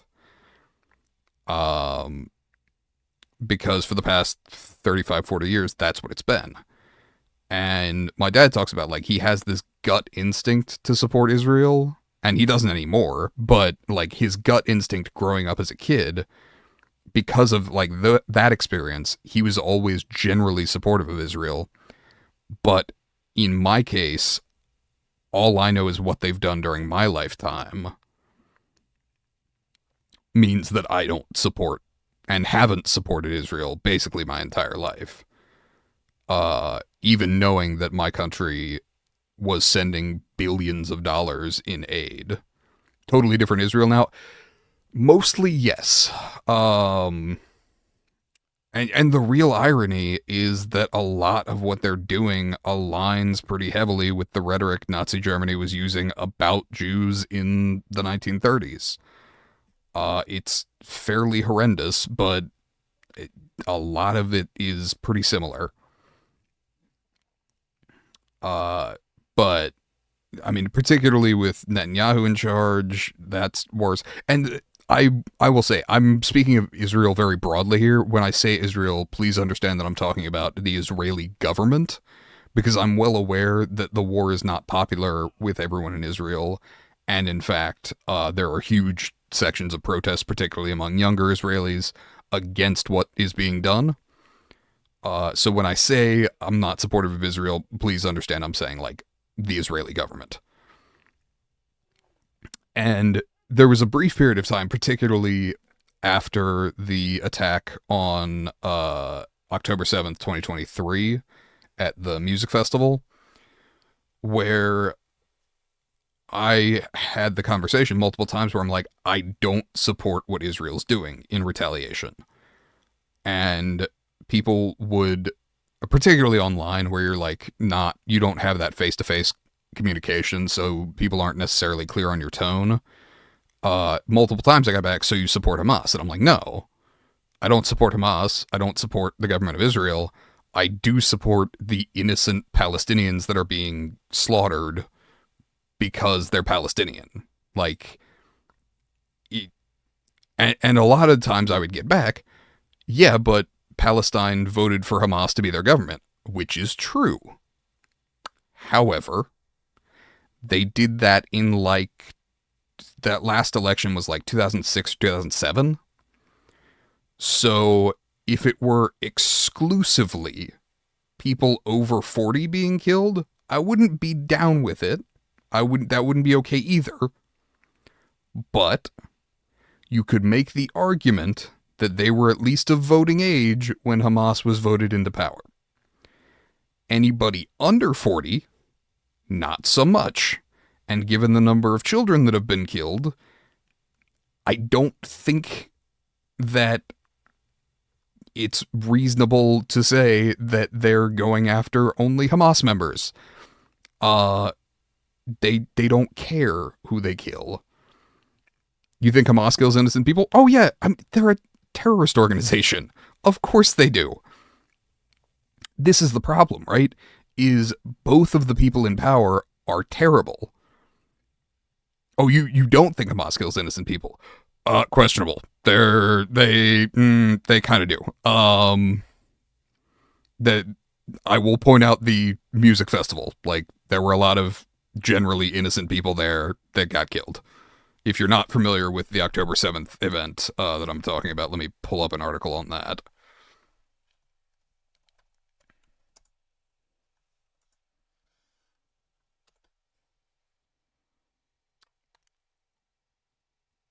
October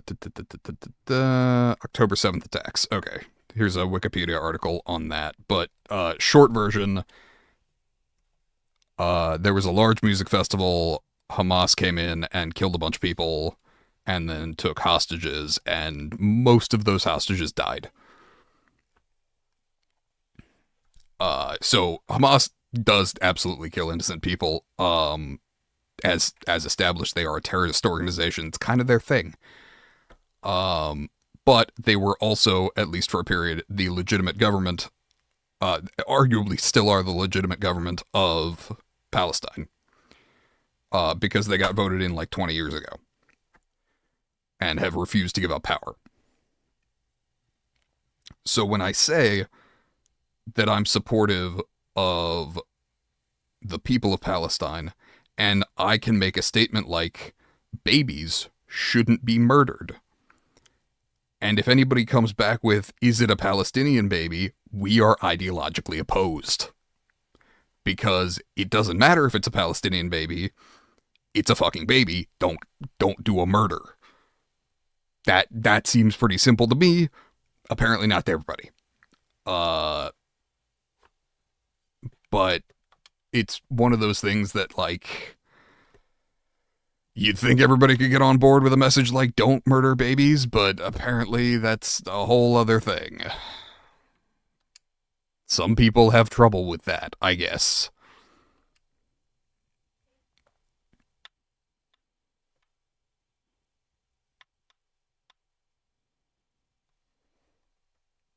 Mean Israeli people? There were a number of Israelis at the music festival, though it was large enough that I think there were also international attendees.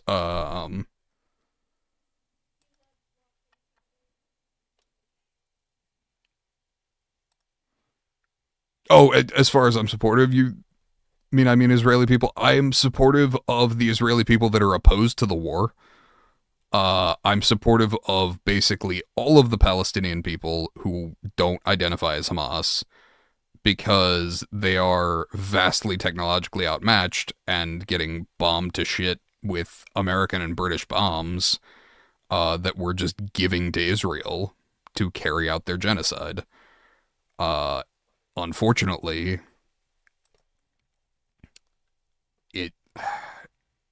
yeah. Let's see. Yeah, so 736 Israeli civilians were killed, including 38 children, by the October 7th attacks by Hamas. So yes, Hamas is a group that kills innocent people, without a doubt. The IDF is also a group that kills innocent people. So yeah, Hamas's excuse was really absurd for killing innocents. Right there with you. Like, I do not support Hamas, nor do I support the IDF or the government of Israel. When I say I support the innocents on both sides, I support the innocents on both sides. I'm not okay with dropping bombs into civilian homes, whether or not it's Israeli or Palestinian. Just don't do that shit. Because it's religiously based. Mostly yes. On Hamas's part, mostly yes. Partially on Israel's part, but a lot of it comes down to land. The war is both for religion and for resources, and the West Bank is a valuable resource geopolitically. So to say that it's just religiously based is to miss that there are other aspects of the conflict, as well as the fact that there is a feud going back to 1948 when Israel was founded and basically pushed out all of the locals, which Israel has added to as it continues to take land in the Golan Heights that it otherwise does not have any claim to.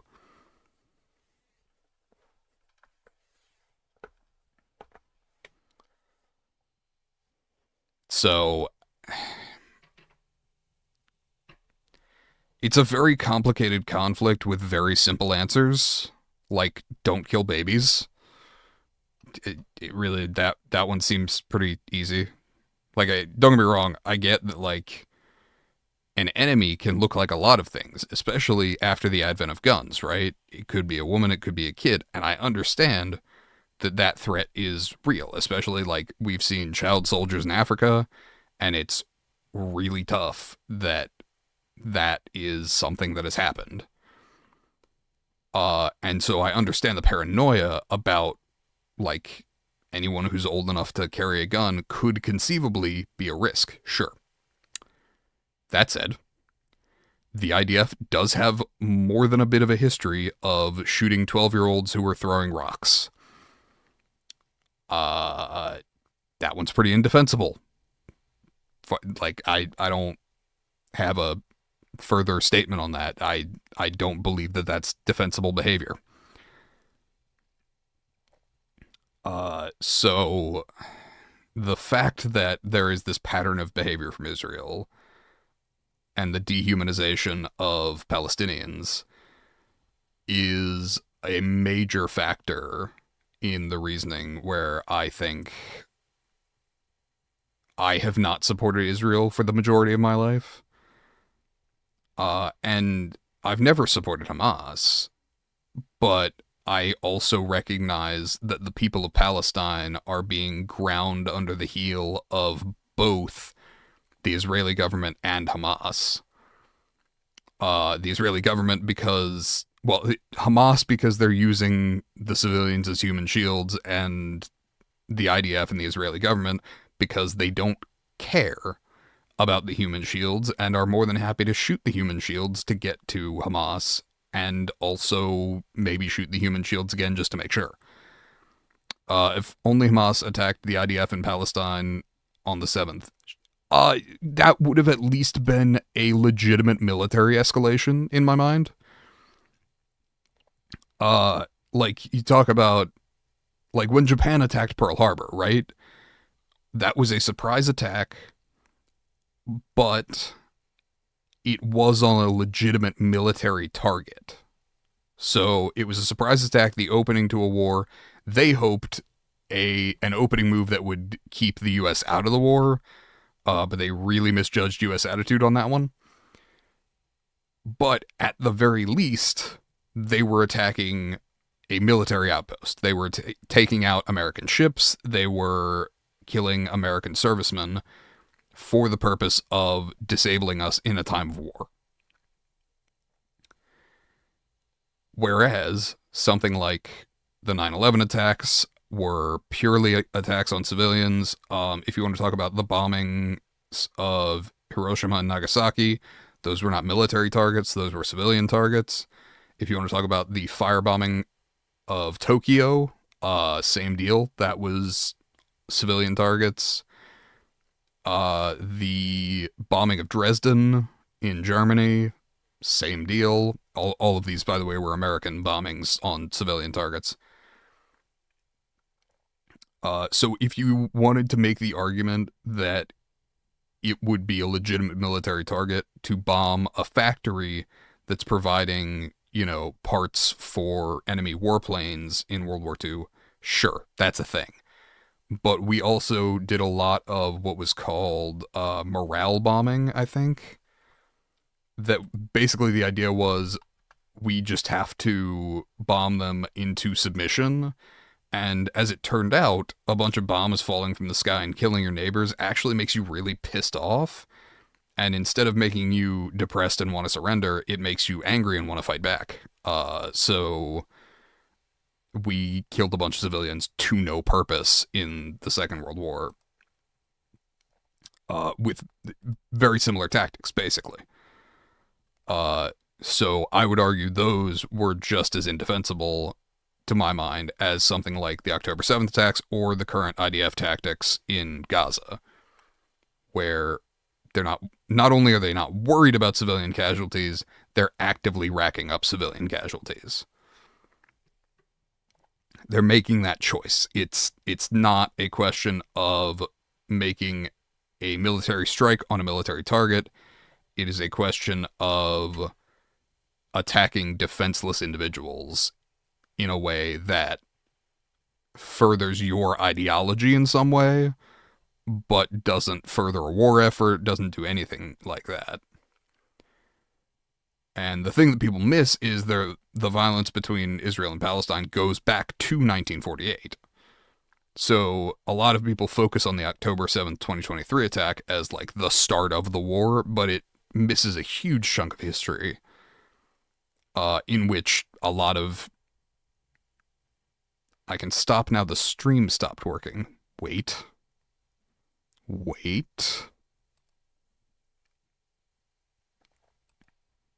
Hold on. Double checking.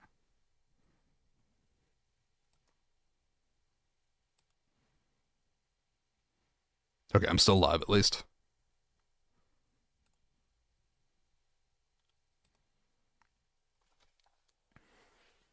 I'll wait a moment for Nusrat to see if he can get his internet working. I needed some water anyway.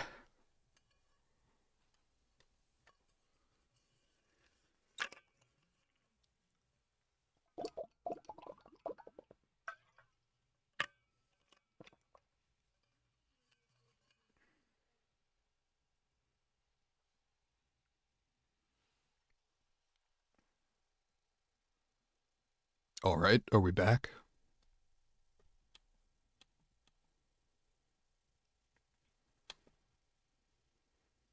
Are we so back? Apparently not.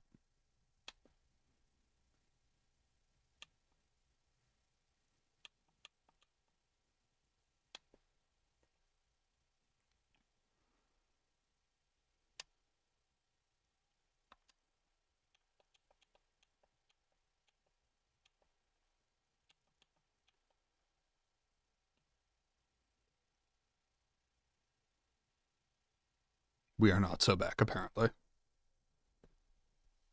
He's still working on it.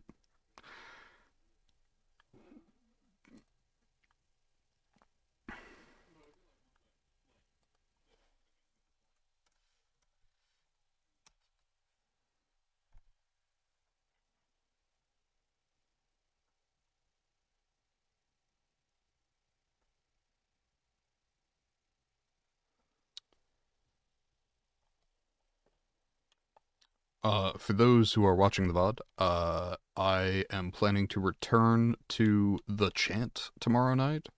I'm hoping to finish it. I don't know if I'll have that time or if I just may go for a longer stream so I can finish it off. After that, I'm not 100% sure what I'm going to play. I've got a few things on the list. I may jump into... should be good now? Okay, cool. So we were discussing the back and forth between Israel and Palestine going back to 1948. And basically... nope, it just stopped.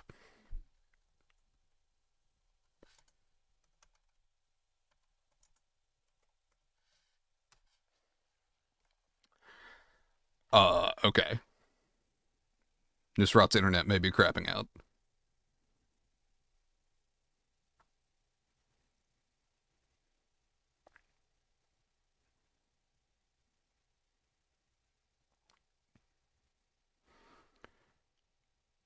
Sorry, I was saying I may play.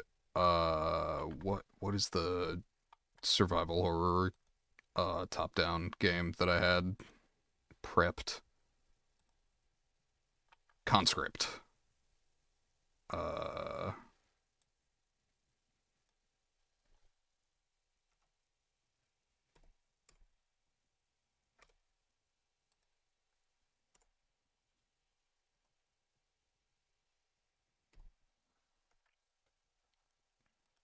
Uh, I may add a few other games to that list, but I haven't published that list because I don't feel I need to. Uh,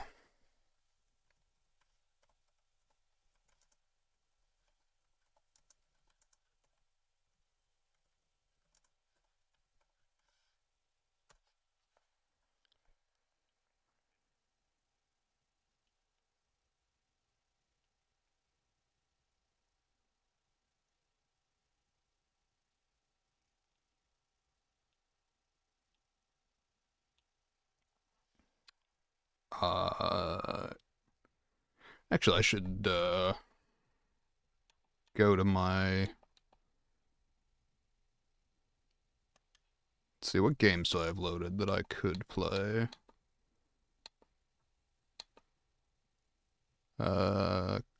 Couple outside of that list, but not a huge amount. Probably there's some on Game Pass, and almost certainly some coming up on Game Pass that would be good.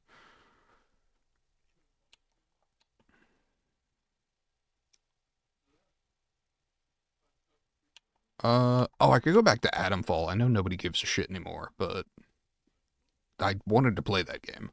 I could do Dead Space. We've been doing the Dead Space remake because I own it. I just haven't played it. I've beaten all three of the original Dead Space games, but haven't played the remake. You know what? We've been doing survival horror stuff. I'll add that to the list.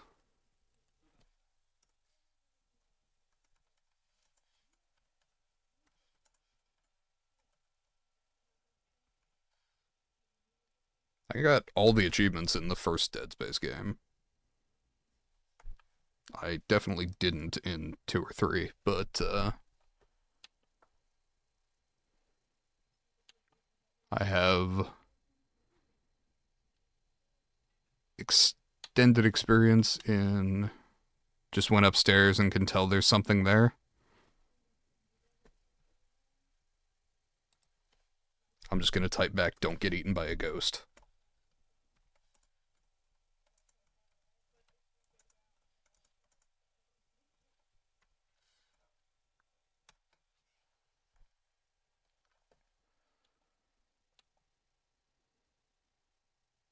Stream is working for now? Okay.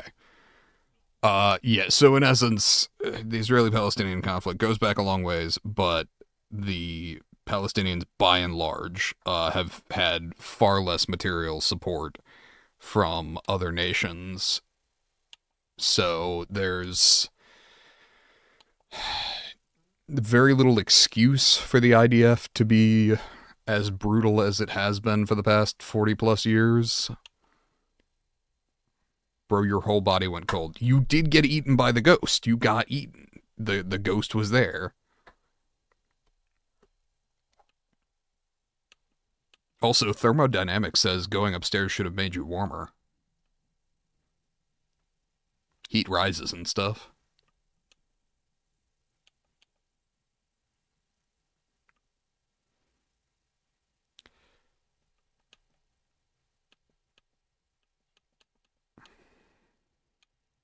Yeah, I feel confident that there's something more in here.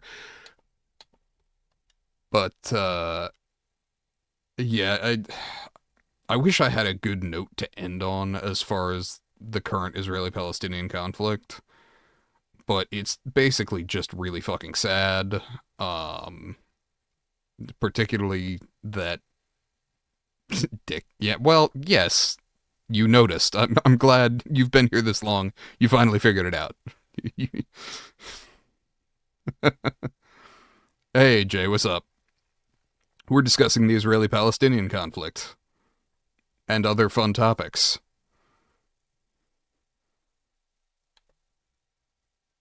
Did you join at the end? No, I was gonna go for at least another hour. I was gonna push to at least 3 hours. You're good. How is the VTuber coming along?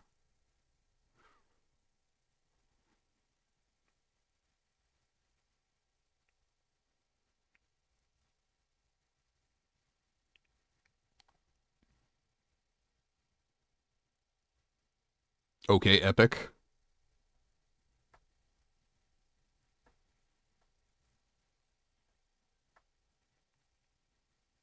I understand that Casper's going with a PNG tuber, which is fine, albeit a little weird for reaction stuff, but it's runs away. You're gonna come back, and here's why. Give me a second. Because otherwise I'm going to have to chase you down, and I don't think you want that to happen, because I learned some new skills this week.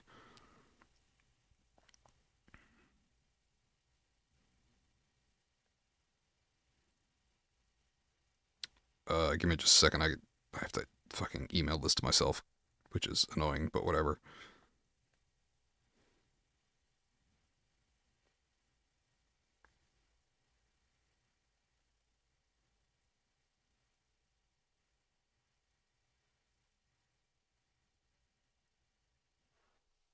Okay. So here is why running away is totally futile. How will you ever get away from me with all of my speed? See, this is the kind of hubris that will cause your fall.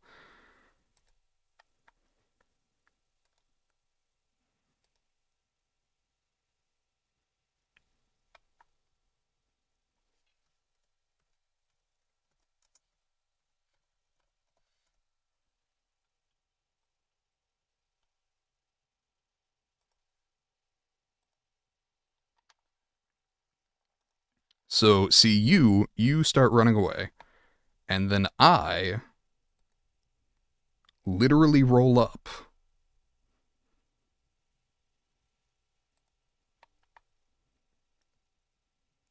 Your fall, are you going to step into a groundhog hole, perhaps? Well, we shall see.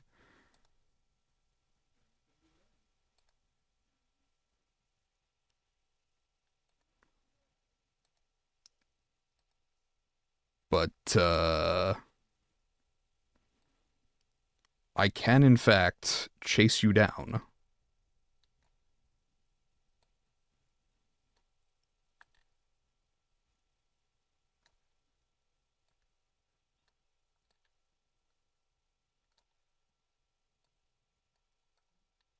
Like I said, I learned some new skills this week.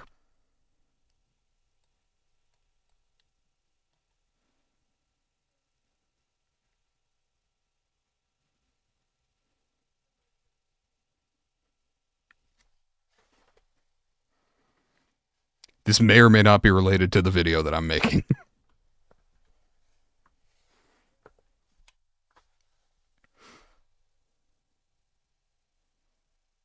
Don't think that's a skill? Driving a tank is a skill. Okay, technically that's mobile artillery, not a tank, but it's pretty goddamn close.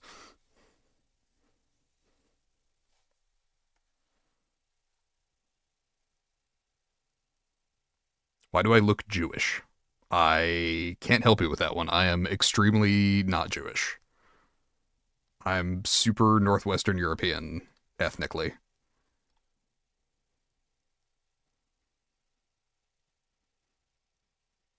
I got a lot of German and a lot of, Okay, but do I have a tank on me right now? Well, shit. You make an excellent point.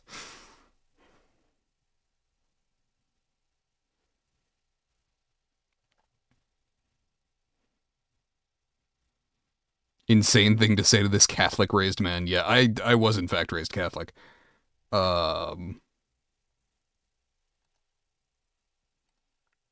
but no, while I have no Jewish ancestry I'm aware of, I have been what's that, Jay?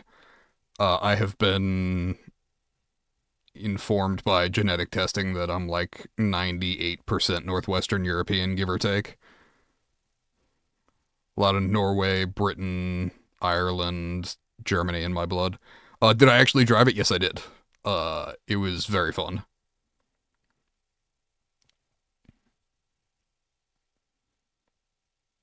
You got a kitten. Okay, you can't just say that and not provide a picture, so come on. The Discord's right there. You can put it in the general chat.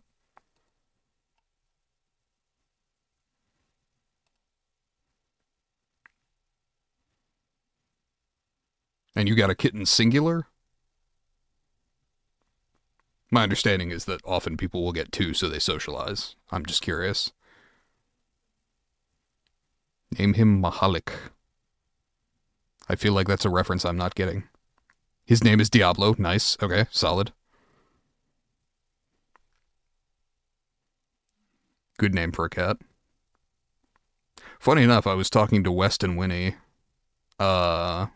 yesterday, who have gotten two cats that are very aptly and fireball coated. One of which is named Bourbon, the other of which is named Whiskey. And they have a roommate that has a cat named Sake.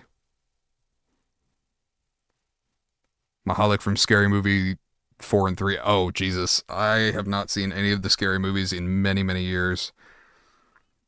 I kind of remember Scary Movie 2, but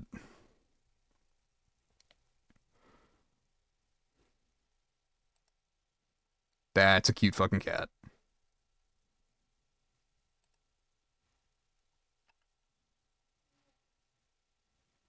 How old? He has two siblings, but he's 4 months old. Okay. Okay to be on his own right now? Okay. His mother was a feral cat? Okay.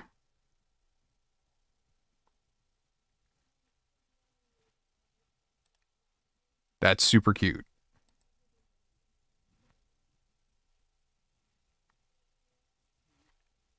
I like that you can see the fancy feast in the corner of this picture. I'm amused by that.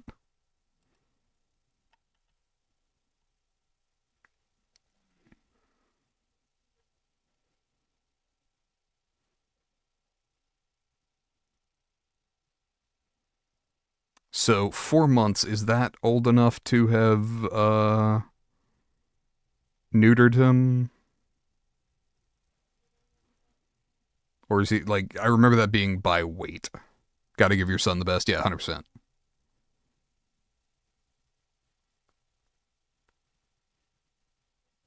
Because what was it, like 10 pounds they gotta be before you can do that?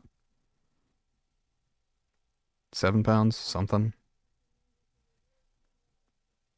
Yes, he's neutered. Okay, cool. That's just often a problem with ferals, is they often have many, many litters before there's an opportunity to neuter them. Or spay them, depending. I will say the cat talk is way more fun than our recent news talk. But yeah, for a black cat, I think Diablo is a solid choice.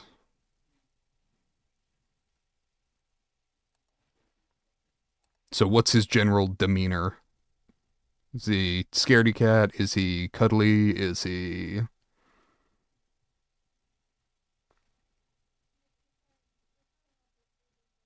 very chill cat?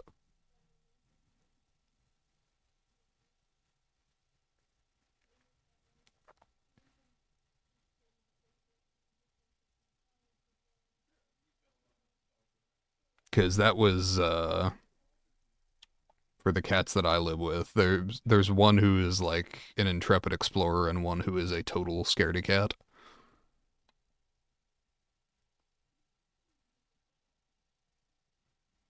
Name the next kitten Steven Seagal. Why would you do that to that poor kitten? Why would you ever do that to any animal? Pretty chill. He's a little nervous, but given the situation, he's been shockingly chill and a bit playful. That's cool.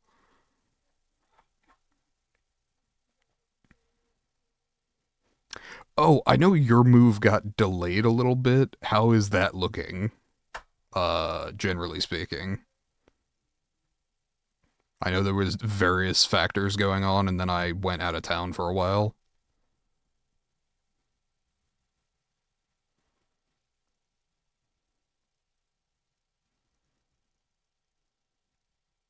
Just came down, 5-hour trip from New Jersey. Okay, yeah, being chill in that situation, pretty impressive.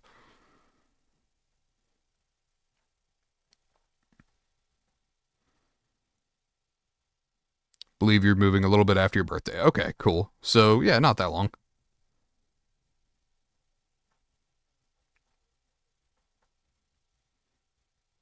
Speaking of which, how does it feel to be coming up on not being a teenager anymore?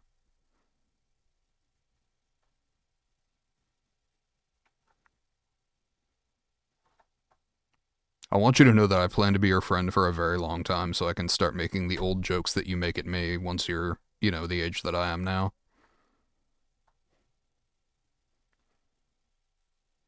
You'll get to make even older jokes, but I'm just saying.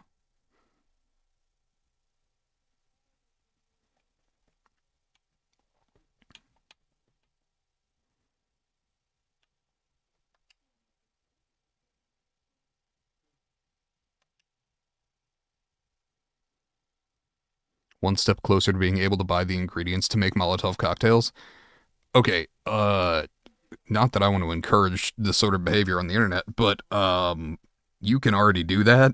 You just can't buy the drinking alcohol. You can buy isopropyl alcohol that will do the same job. It's methanol instead of ethanol, but you can do that already.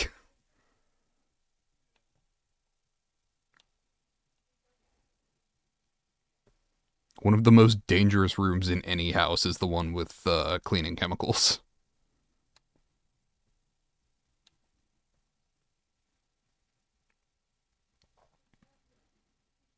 Oh, epic. Well, yeah. See, this is one of those things where I put this information out on the internet and suddenly I'm on a list.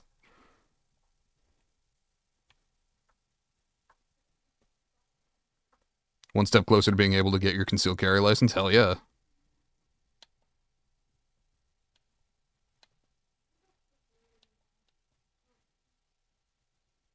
Yeah, I would be happy to either connect you with my local guy or figure out how to connect with Operation Blazing Sword. Because Operation Blazing Sword is definitely more your general vibe, but my local guy is really good, so I'd be happy to try and help connect you with either one. Honestly, it may come down to which one has a class closer to your birthday this coming year.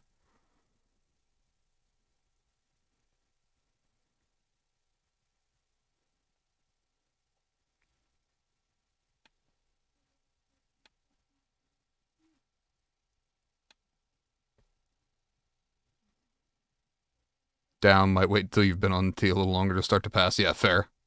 Yvonne is gone. Yeah, I got that impression from when he stopped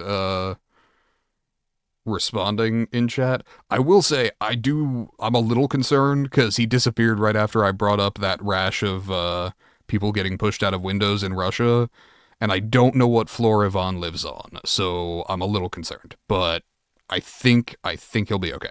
I hope.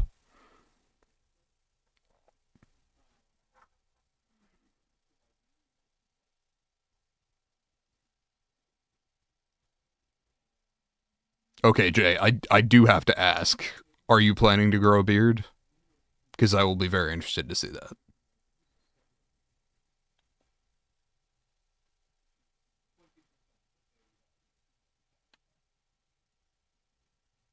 But he's in Russia. I know, like, dude's in danger. I put up an article about all of the energy executives that got, pushed out of windows and suddenly he's gone. I'm like, that shit.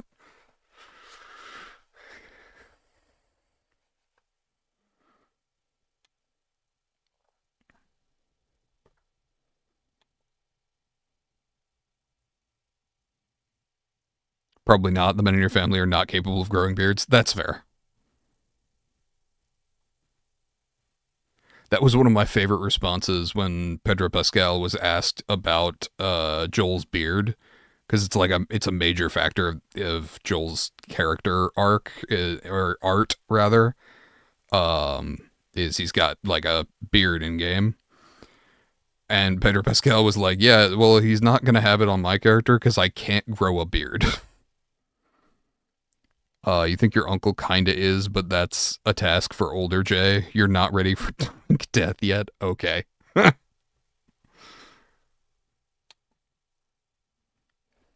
Fair enough.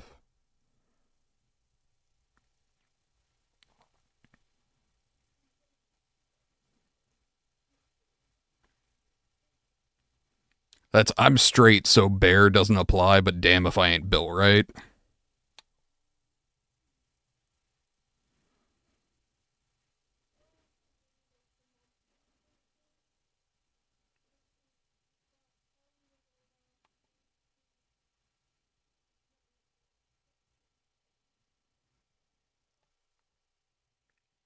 Pedro doesn't need a beard because he has the most fabulous mustache ever. And also incredible facial acting skills, and the beard could get in the way.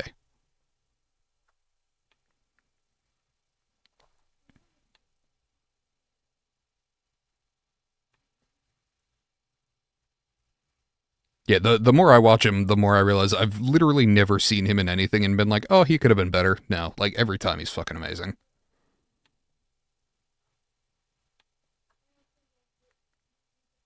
Even when he's handed like fairly shitty roles, a la the second Wonder Woman movie. Yeah, Jeremy, the amount of bitches God robbed you of by making me straight is a crime against me. Well, fair.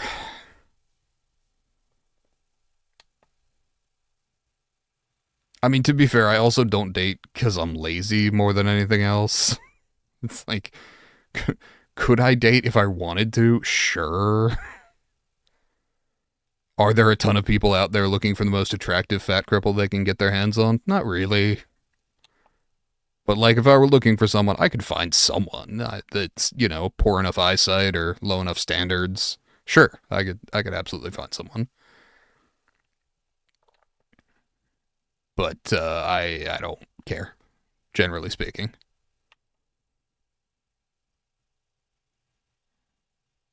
Gonna wrap your internet provider? That maybe don't.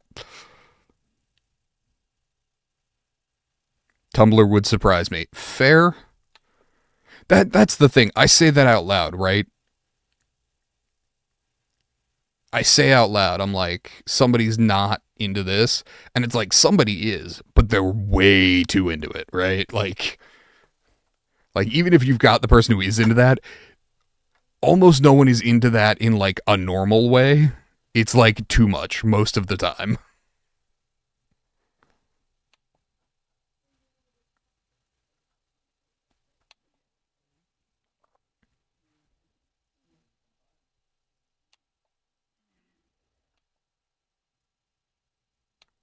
And frankly, I'm just not that desperate. I got used to the idea of being alone quite a while ago, and hasn't really bothered me since. The two people I've asked out in my entire life have both said no. One when I was 10 years old, one when I was 26. So I haven't gone out with anyone.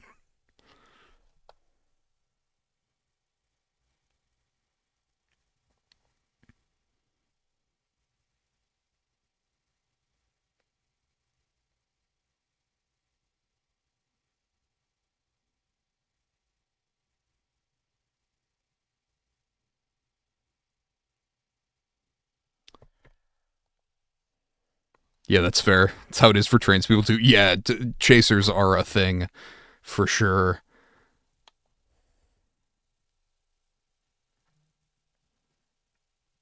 26. Wait, what is this T you've never heard? You've almost got it spelled right. It wasn't TEA, it was TA.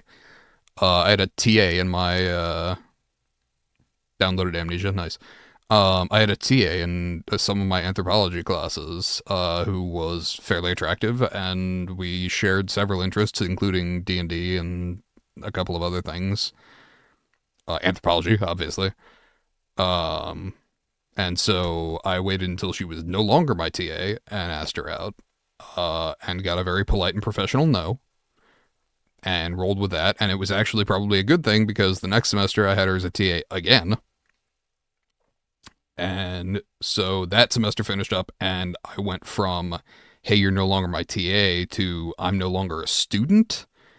And so I asked one more time, like, hey, I know this was a thing. I didn't know if it was the me still being a student while you were a TA that made you uncomfortable. I didn't know if it was just a general no. So I did send an email towards the end of that one because I couldn't catch her in person, and got another very polite no. And so I moved on. That was the entirety. It was not.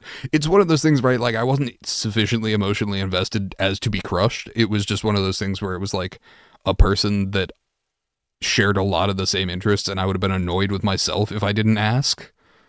So, like, yeah, it would have been cool. But OTA, TA stands for teaching assistant or teacher's assistant. They're often in like college classes a person who will help the professor either hand out papers, instruct, grade, all those sorts of things.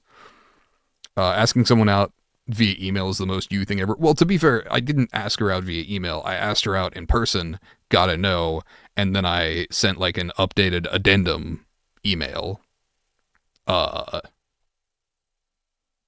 Largely because I didn't have her phone number.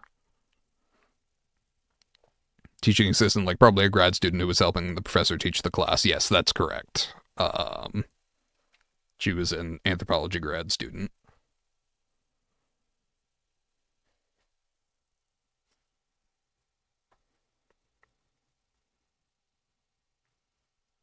There was another TA with whom I shared a lot of sort of general interests, and it took me about 3 conversations with her to go, oh, you're not into dudes.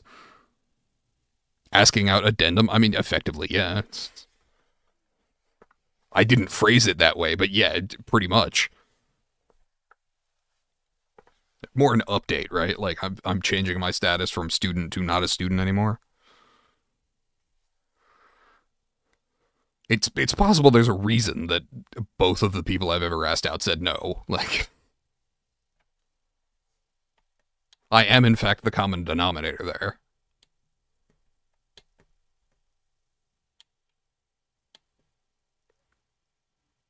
Though for the record, the first one was reached out to me many years later to hang out, so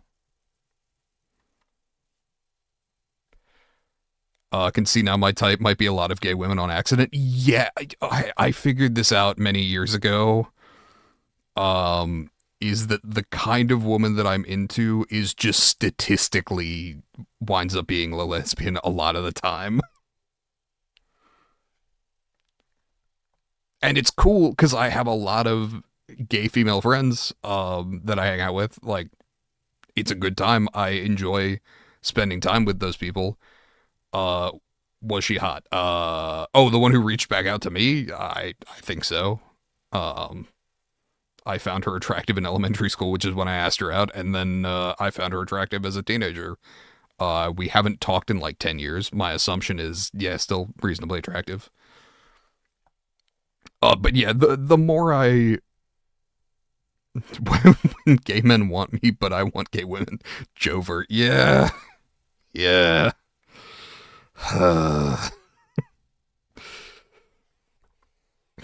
You're not wrong.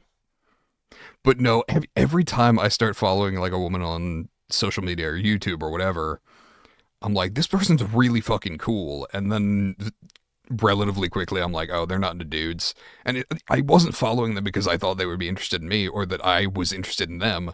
It's just a thing where I figured out very quickly that I'm like, every time that I'm like, oh, this chick is super cool, statistically, they're into women.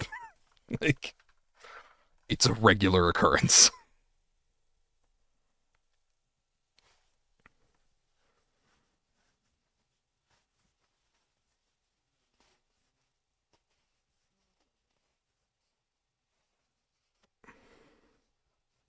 I'm trying to think the most recent one of those. It was probably either Melinda, who's a singer on YouTube, or Lindsay Nicole, who's a zoologist on YouTube.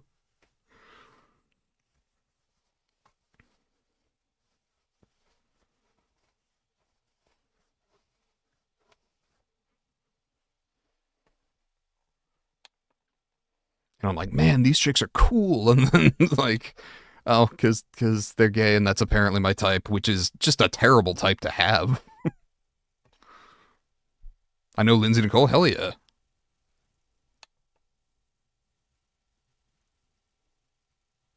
Her History of Life on Earth series is really, really good. I think if I talk about cool weapons enough, I can attract the bi chicks. Those bitches love swords. You're not wrong.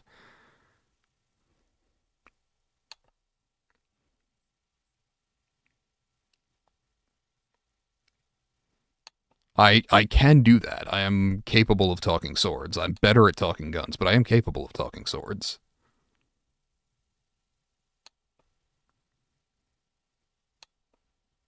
It's one of those things where, like, I know more than 99% of the population about swords. Oh, you were trying to remember her name because you haven't watched her in a long time? Hell yeah. I'm a big fan of Lindsay Nicole. Um, but yeah, as far as swords, like, I know more than 99% of the population, but among that 1%, I'm hardly an expert. Speaking of guns, range when? Soon. Because I want to do it before I have to go back to Cox Farms, and I want to... It's, like, finally getting cool enough that I can bring my guns out and not sweat to death before we actually get to have any fun. Depending on your availability this week, I'm seeing several days under 80 degrees that I would be totally down with doing stuff. Also, depending on Casper's availability. Or, I mean, shit, if we want to do a shorter day, we could just take my pistols out to one of the local ranges. But ideally, I'd like to get out to the Cove.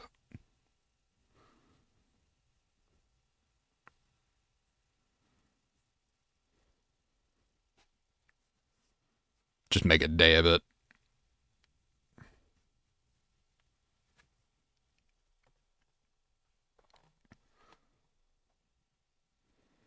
Need to look because you're trying to hang out with Diablo a lot and also trying to move. And when does Cox Farm start? So we start late this year. The 19th is the first day. Oh, hey, look. Pardon me, will I ban?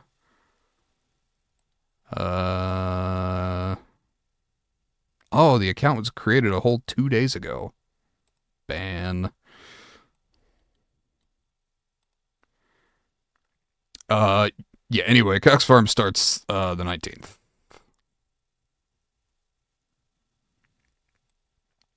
So, should be... Diablo's literally sleeping while you play with his cat toys alone. God, we both definitely have ADHD.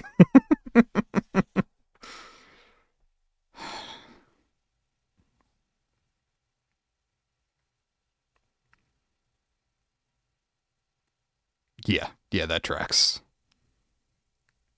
I would do that shit.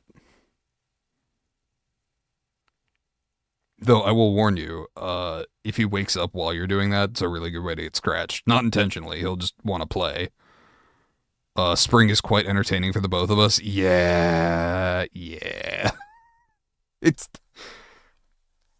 I never cared about, like, fidget spinners, but I heard about fidget cubes and bought myself one. Don't touch his stuff. Well, I mean, he's asleep. He'll be alright. Also, Jay did buy all of his stuff, so, you know.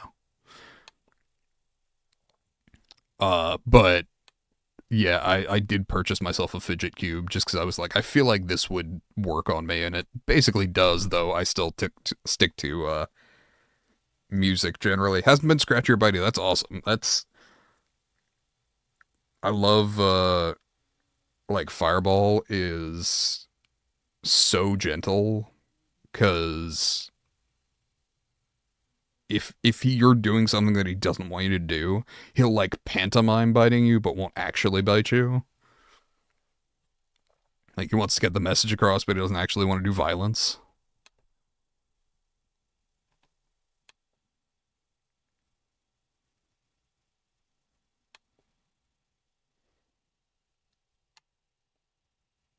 What kind of cat? Fireball is, orange cat.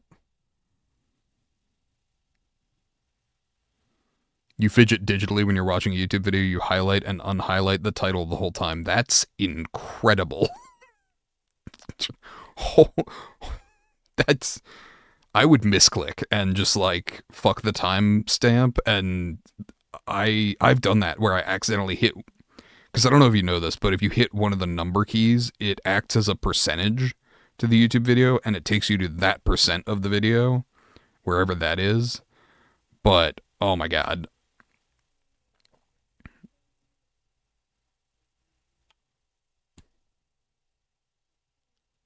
Oh, you meant Diablo? Diablo's, yeah, Black Cat. If you go to the Discord general chat, Diablo's in there.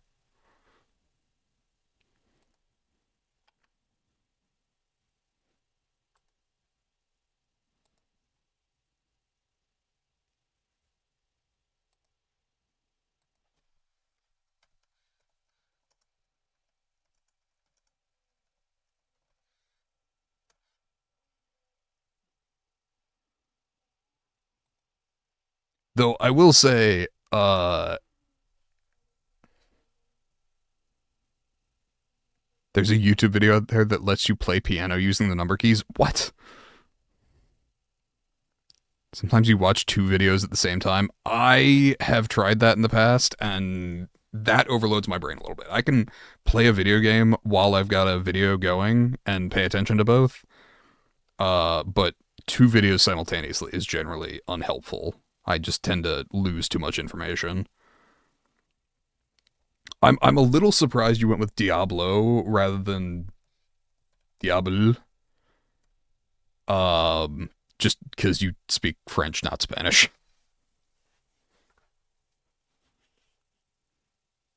I guess more people will know what Diablo is.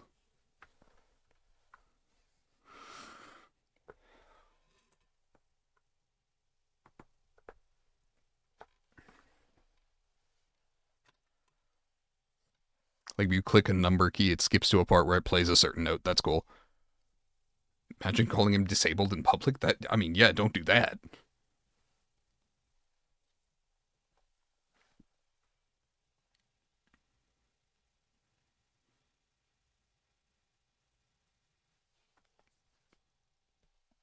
And Diablo sounds a bit silly.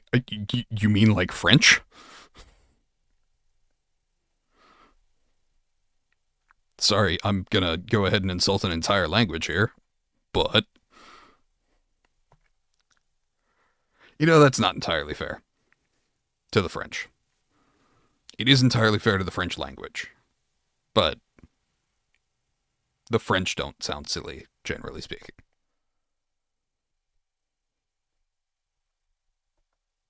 Their language is silly just because you're actually thinking Diablo sounded like a cool cowboy name. Fair enough. I mean, if you really wanted a cool Spanish cowboy name, you could have called him Vaquero. French sounds silly when non-French people speak it. That's fair. And the French also think that Quebecois French sounds silly, but that's mostly a xenophobia thing. Also, your favorite game growing up was Diablo? That's legit. I have Diablo 2 and 3 with, like, all the expansions. Vaquero, is spelled this way. Hold on. Vaquero is the Spanish word for cowboy.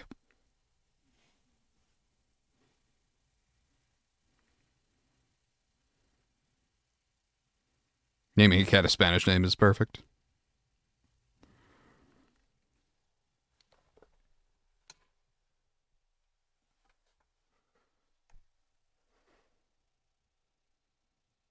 I don't know why your dad let his 10-year-old kid play Diablo, but whatever. I mean, Diablo's not bad, right? Like, if you wanted to make an argument about shit, when were you 10? Oh, fuck. Oh my god. I just realized. Sorry. Feeling old. That's fine. Trying to learn Spanish too. Your most recent word is el palta. I don't think I know that one.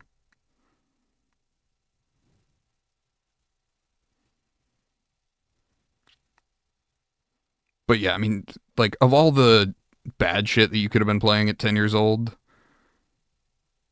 wasn't really that crazy. It just happened to be rated M. Yeah, like, I was playing Call of Duty Finest Hour at 11, which was rated T. But like Diablo being rated M means avocado. Learn from Pedro Pascal. Understandable.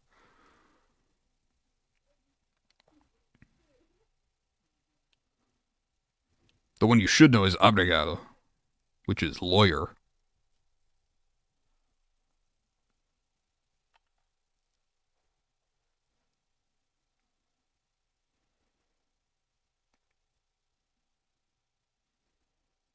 It's interesting. I wonder what the root of El Palta is.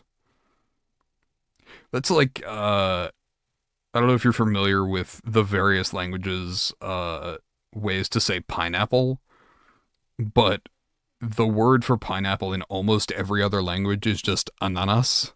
And for some reason, people in English were just like pineapple. That's why you want to learn Spanish. Many law firms ask for it. Well, it's getting real fucking important right about now, so good call.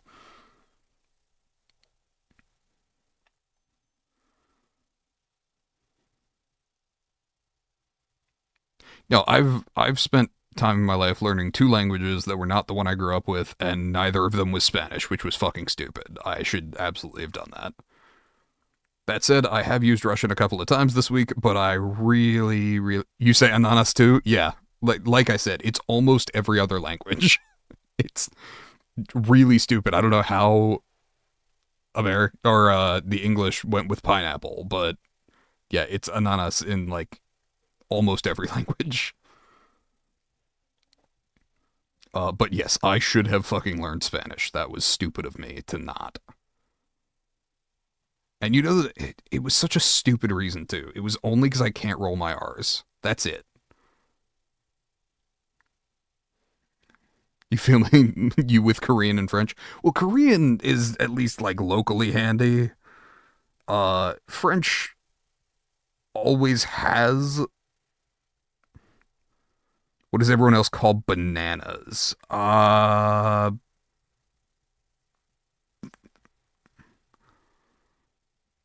me.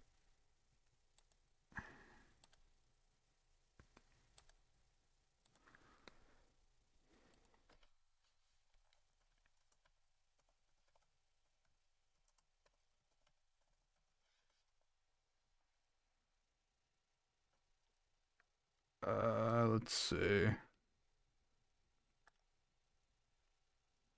It's banana in a lot of languages.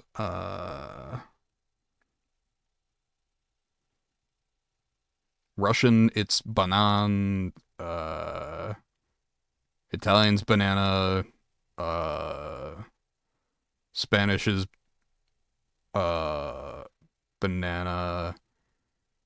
I think Portuguese is platan, but like Norwegian is banan, Swedish banan. Uh, what is that country? I don't recognize it, but there's a country that goes with paisang for banana. German's banana or banana. French is banan. So it's banana in most of them. In answer to your question.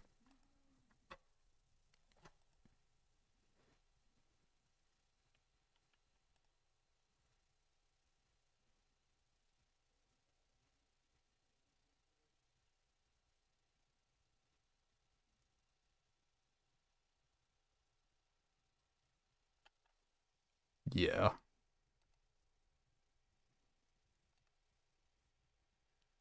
Let's see.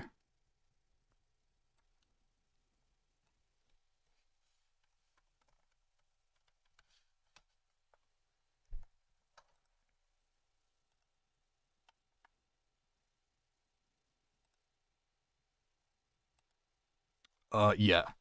Arabic ananas, Armenian ananas, Danish ananas, Dutch ananas, Esperanto ananaso, Finnish ananas, French ananas, German ananas, Georgian ananasi, Greek ananas, Hebrew, ananas. Hindi, ananas. Hungarian, ananas, with a Z at the end for some reason. Icelandic, ananas. Italian, ananas. Latin, ananas. Macedonian, ananas. Norwegian, ananas. Persian, ananas. Polish, ananas. Portuguese, ananas. Romanian, ananas. Russian, ananas. Spanish, ananas. Swedish, ananas. Turkish, ananas. English, pineapple.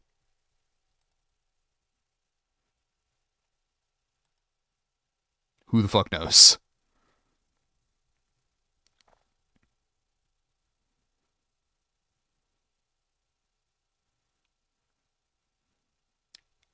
Main reason you learned French was because you can do the uvular R, but roll your R's, and your family encouraged French since it's in your heritage or whatever. I mean, that seems legit. Interesting. Wonder if the words banana and ananas are related because they're both yellow tropical fruits that grow on trees. That's entirely possible. Interested in ananas? Bro, stop. No, absolutely not. It's much funnier if I keep going. The world really collectively said that thing is a fucking ananas. Yes, right? Like, everybody but the English, they had to be fucking different.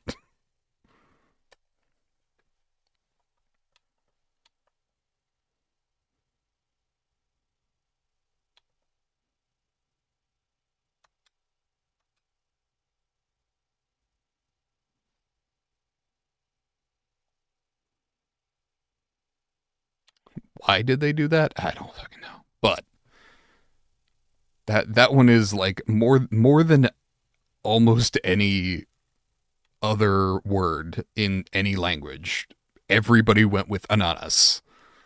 Like everybody had one idea, and then the English were like, nah. On the other hand, if you know that, you can order a pineapple in basically any country.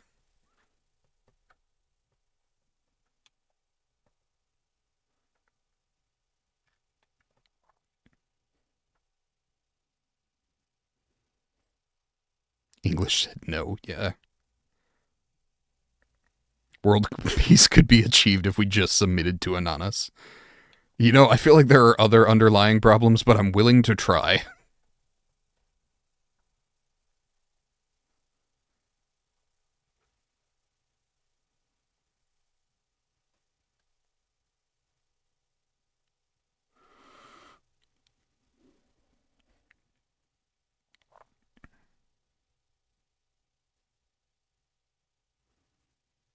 Ordering a pineapple worldwide, a very practical seal. Look, sometimes you need a fucking pineapple.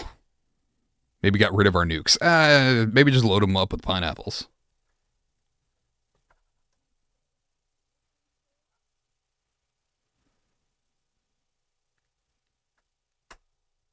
That's, I will say, as a Second Amendment advocate, I get that question kind of regularly. As far as like, okay, you think that people should be allowed to own guns. What about nukes? I'm like, well, I don't believe the government should be allowed to own nukes. So stopping proliferation is kind of where we're at. Because I'm well aware that governments are not going to give that shit up. Oh, Jeremy, did you see the new Fantastic Four? I did not. We're talking about pineapples way too much. I mean, why? Pineapples are good.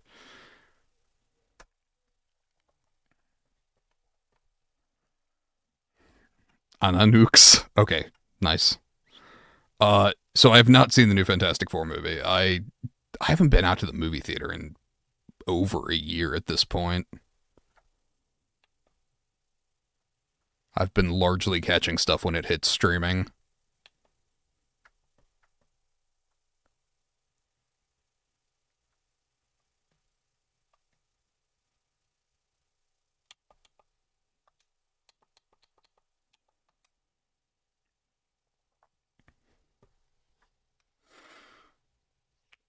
Oh,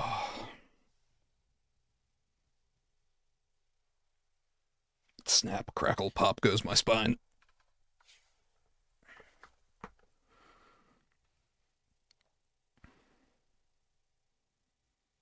So is the new Fantastic Four like good? Next time there's a cool movie, we should go. You love the movie theater? Okay, I'm down. Here's my thing. I pay for services, particularly like YouTube, so that I don't see ads. So I usually have no idea what's coming to the movie theater. University Mall does $5 Tuesdays. Oh my god, it's up to $5. Back in fuck, let me shake my cane at the sky. Back in my day, that was $2 Tuesdays. Jesus. Okay. Sorry, old man rant over.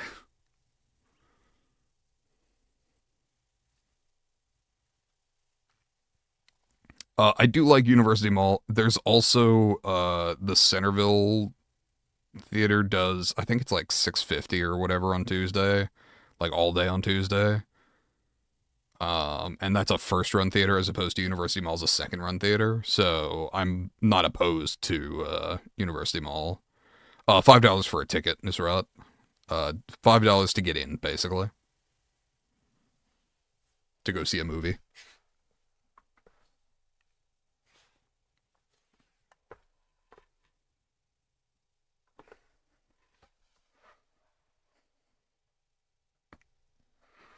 Yeah, let me, purely out of curiosity, I heard the new Superman was pretty good, but other than that, I have no idea what's coming out. Weird movie, but Pedro was great in it, and beautiful as always. I mean, Pedro Pascal is a good looking man.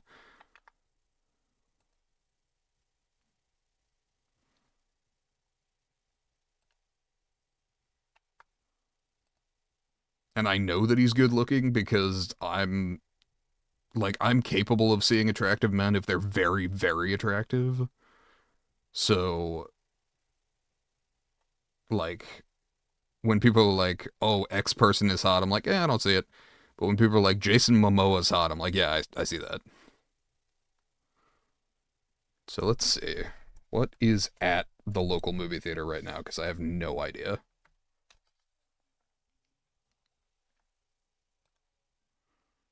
Weapons, which was supposed to be pretty good. I'm sorry, K-pop Demon Hunters, a sing-along event. What? Freakier Friday, which, I mean, shit, I guess it's good to see Lindsay Lohan getting work. Nobody 2, which I wouldn't think that that movie needed a sequel, but I'll watch it because I like Bob Odenkirk. Jurassic World Rebirth, pass. Coolie, Tamil with English subtitles. War 2, Hindi with English subtitles. The Bad Guys 2. Fantastic Four First Steps. How to Train Your Dragon. Is that different than the original How to Train Your Dragon? Naked Gun. Why are they remaking Naked Gun? Naked Gun was perfect the first time. Don't fuck with it. 40th anniversary of Clue. Got Shin Godzilla 4K. Superman. Yeah, sure. Like, some of those look interesting, but generally speaking, I'm okay.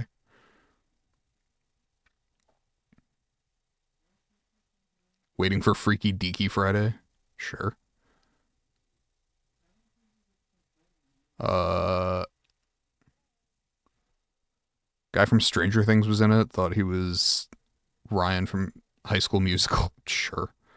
Stopped watching superhero movies. Heard Weapons is very scary. Yes, I have heard that too. But I like the director's previous work, which I think was Barbarian. Um, so I will probably watch Weapons at some point. HTTYD. Is this a thing that I'm too old to understand?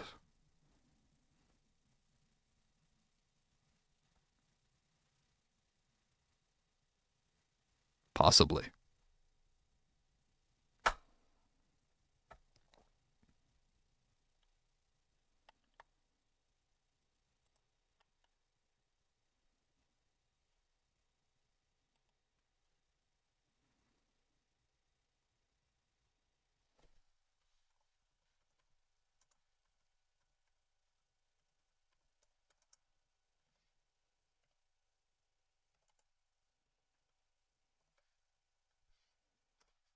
I'm just looking up movies releasing Q4 2025. Uh,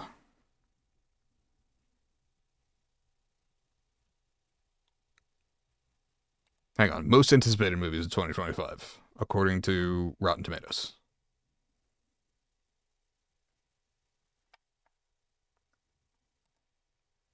Nope. Upcoming movies 2025. Let's do that. Avatar Fire and Ash. You know what? Honestly, fuck it. I don't care at all about like the story in those movies, but the CG is so fucking good that I will watch any of them. Predator Badlands, which I'm actually very much looking forward to. Fantastic Four First Steps. Zootopia 2. I don't know that we needed another one of those, but the first one was pretty good, so sure. The Conjuring Last Rites. I don't watch those movies because I know that the people behind that story are complete religious shysters. Mortal Kombat 2. I mean, look, the last one wasn't great, but it also wasn't terrible, so sure. Jurassic World Rebirth, Superman, 28 Years Later, which I heard was fucking awful. Final Destination Bloodlines. I don't really care about those movies, though I did see Final Destination 2 at kind of a formative age. The Bad Guys 2, Now You See Me, Now You Don't, F1 the Movie, Karate Kid Legends, Thunderbolts, which I still need to get around to, but I was waiting for that to hit streaming, How to Train Your Dragon. Is this new? Are we just redoing How to Train Your Dragon? I'm really unclear on why this is being done as though it's new. I'm pretty sure that movie came out like 15 years ago. Snow White, Constantine 2, Tron Ares, The SpongeBob Movie, Search for SquarePants, Smurfs, Larry Boy, Ballerina. Ballerina I will watch, though I still need to catch John Wick 4 at some point. Monte Cassino, a Minecraft movie, I'll pass. Aladdin 2, Ben 10, A Whole New World, Armor Wars. Yeah, I think I've hit the end of like shit I care about. Supposedly Sherlock Holmes 3 with Robert Downey Jr. I will totally watch at some point. Mad Max The Wasteland, supposedly a sequel to Mad Max Fury Road. I will believe that when I see it, but fuck yeah.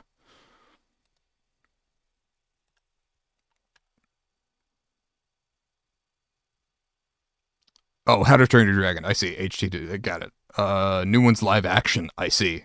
Have I seen the Mortal Kombat Legends series? I have not.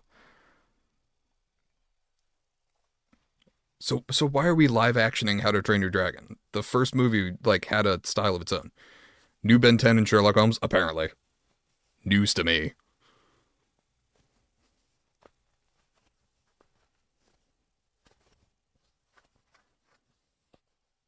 Ben 10 was one of those things that I was a little too old for, so I never really got into it, but I know a lot of people really liked it. Should see Mortal Kombat Legends. I'm not opposed. Like I said, I watched the last movie. It wasn't great, but neither were the ones from the 90s. Particularly Annihilation. Mortal Kombat Annihilation was really fucking bad. They're animated. That honestly, that seems like the way to go, right? Like that was my thing when they were like, "Oh, we're doing a Halo live action series." I'm like, "Why not just use the in-engine animations? You already have a really good system for that."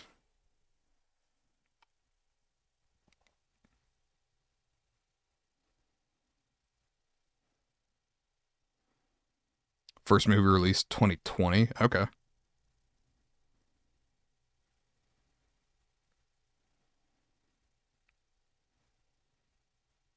Yeah, but the whole live action kick, I don't get, right? Like, is it, especially in cases like Lion King, right? Where they're like, it's live action Lion King. It's like, no, it's not. It's just really well CGI'd Lion King, which A, means that you're replacing a movie that is generally beloved, um, which is almost always a bad idea.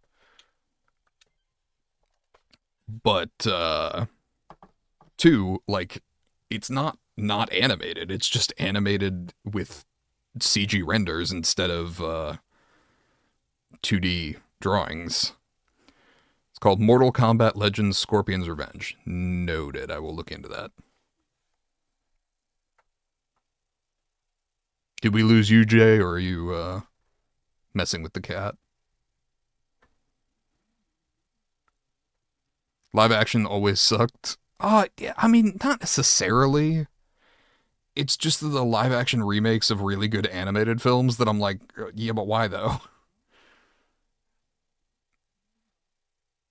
Like, supposedly the Snow White this year was not good.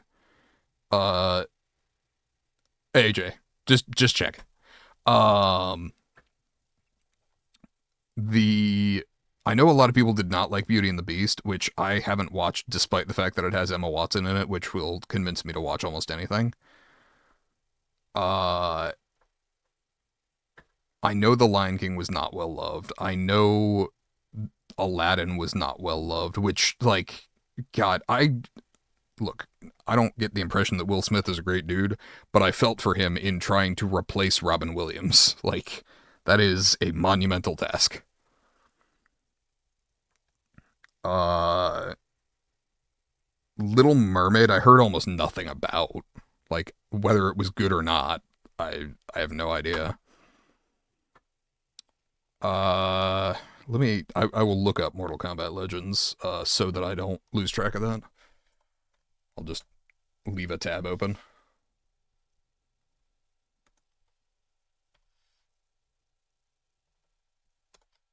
Okay.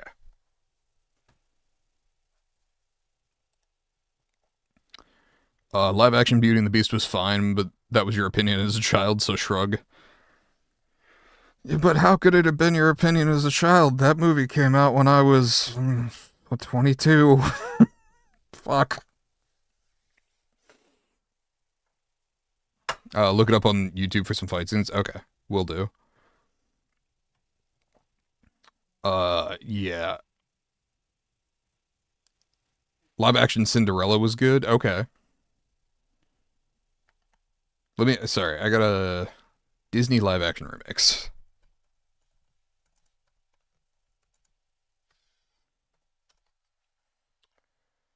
Oh, I heard Lilo and Stitch was like completely useless. Pete's Dragon was kind of the beginning of this. And I'm like, who fucking cares? Uh oh, that's right. They did do a live action The Jungle Book.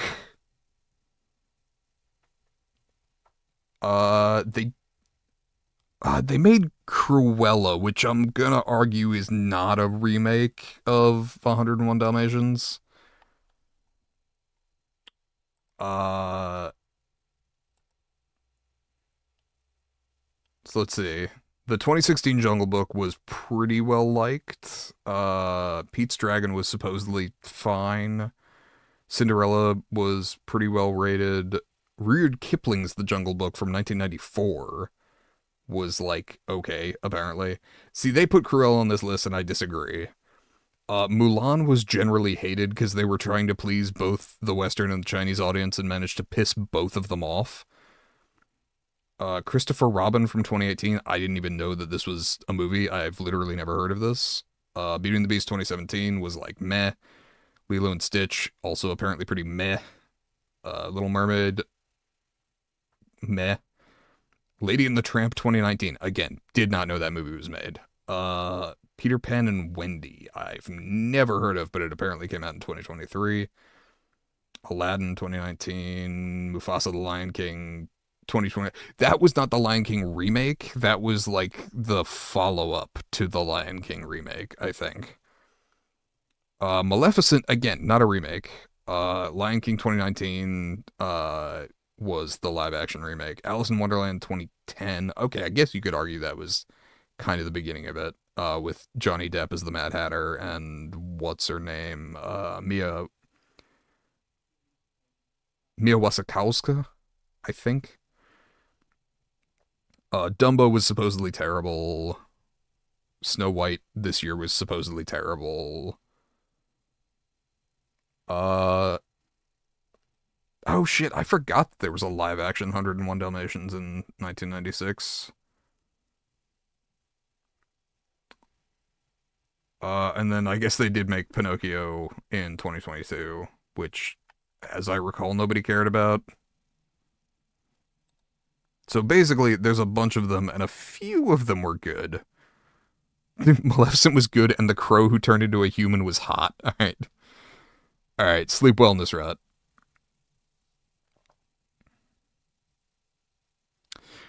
You liked Cruella? Yes. So I am a general fan of oh, what's her name? Emma Stone.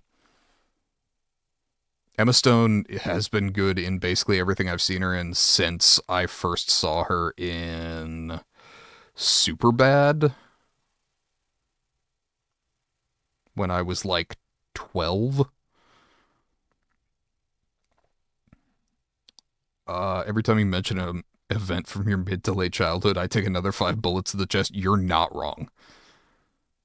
Uh, doesn't Disney have Prince of Persia? No. So Prince of Persia is a video game series that, as I recall, has no relation to Disney. Would watch a live action Prince of Persia. I don't disagree, actually. I think you could make a fun live action Prince of Persia, though I also think you could make an animated one pretty well. Maleficent was good. He's so fine. His name is Diaval. Alright.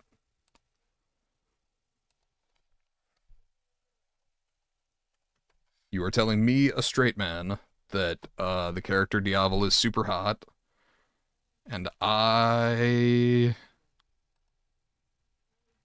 Yeah. Okay, not for me, but sure. I'm trying to find more images. Give as many chances as I can here. Yeah, see this is where again, like if I find someone to be attractive, I know that they're super super hot because it's times like this where you're like this person is hot and I'm like I don't see it. Like sure, but I don't see it.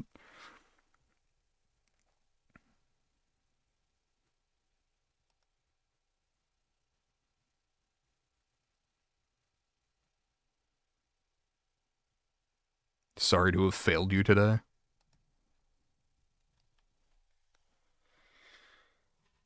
Oh, you just like emo boys. Yeah, fair. Not my general vibe cuz emo and also boys. I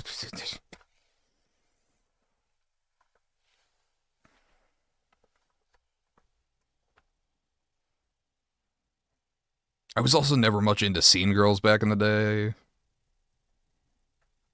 Like emo girls had like a certain vibe, but then scene girls were like, it wasn't really for me.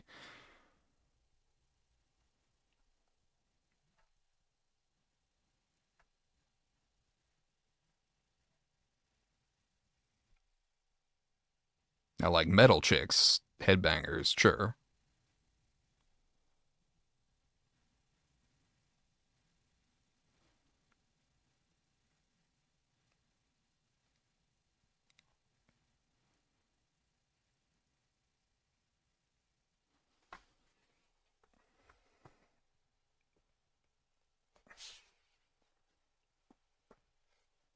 Or Emma Watson, who was my childhood crush.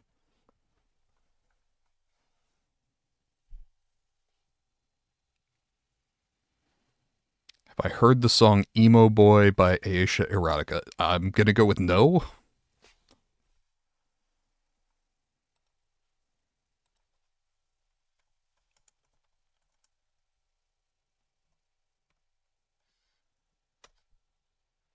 I have pulled it up, and my god, the thumbnail for this song is a strong start.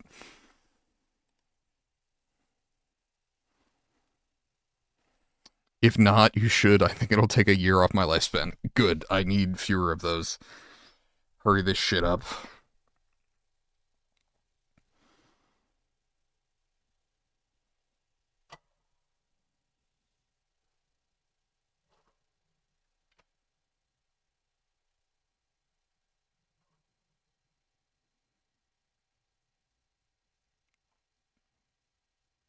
No, that was always like back when Harry Potter was popular and we didn't know that J.K. Rowling was a terrible fucking person. There was always the debate in elementary school. It's like, are you more Harry or more Ron? And I've always said, like, nope, I'm more Hermione. I am the cautious one who knows a bunch of shit and recognizes why what you're doing is about to be really fucking stupid.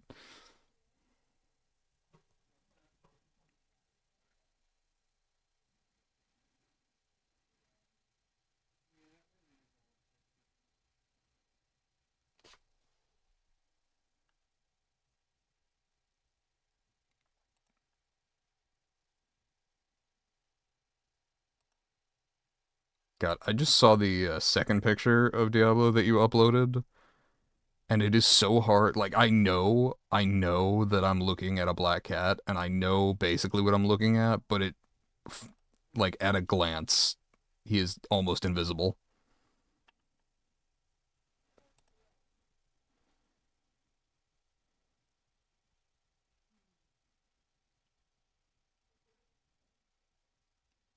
I'm the only one in my friend group who thinks elves deserve rights, which is why I'm friends with you. Well, fair.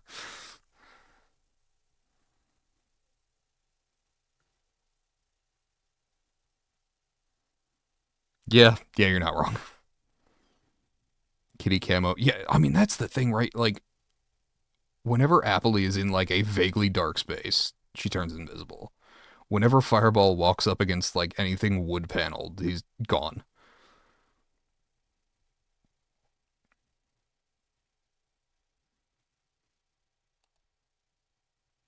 No, yours is gonna be even more of a problem just because your boyo doesn't reflect light.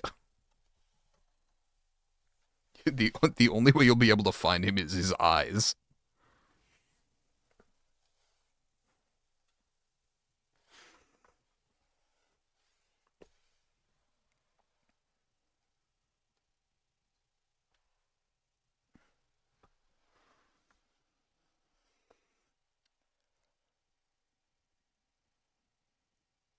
God, I am tired. Which is mostly related to the fact that I was like out west all week. Like I worked last Sunday and then I flew out at like 3 in the morning. And then I was doing stuff in South Dakota, Minnesota, Wisconsin. Just bundled up in his black blanket earlier, and yeah, it was pretty much just peepers, yeah. And then flew back here, worked two separate things at Cox Farms yesterday for training, and then woke up this morning and worked at the gun range all day. And now I'm doing this, and I'm really looking forward to finishing up at some point and sleeping, and then I'll be back streaming again tomorrow evening. But it has been pretty nonstop for the past week. But yes, you, Casper, and I need to find a date relatively soon that we can all make our way out to the range and then ideally record that next podcast. Because it's definitely going to be tough to get together during Cox Farms. The question's going to be if we can get the PNG tuber and the VTuber all set to go either before or just after that. I mean, I'm more than happy to do it during Cox Farms if I have that availability, but I'm only going to be available Tuesday, Wednesdays, and I know that the first two I'm going to be doing the ketamine infusions, so there's definitely going to be some scheduling issues, at least up front.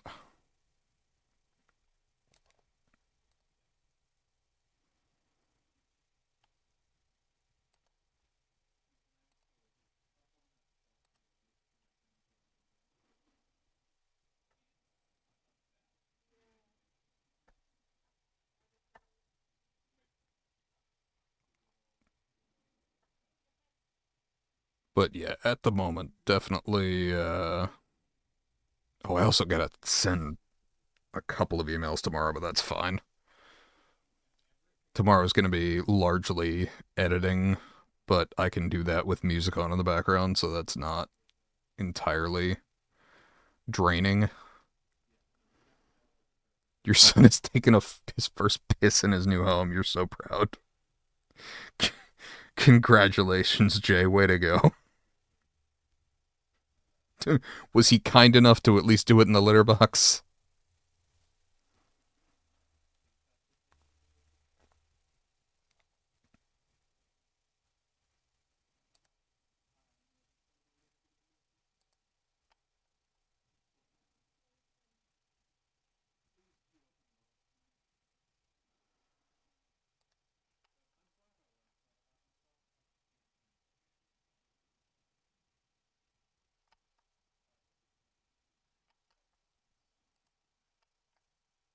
Yes, he's a good boy. Nice.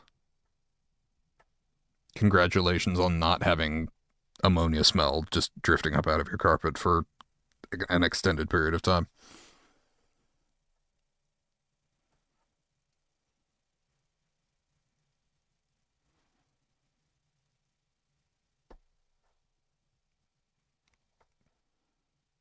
Though I will say that is one of several reasons that if I were going to get a pet, I would absolutely go cat over dog. I get why people like dogs. It's cool. It's fine. It's a different energy. And generally speaking, cats will use litter boxes, and dogs cannot be trained to do that effectively.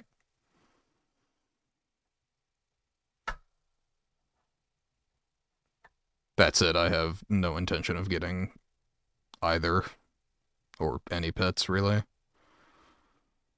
I try to live my life as low maintenance as possible, and pets both increase costs and complicate day to day concepts, travels, etc.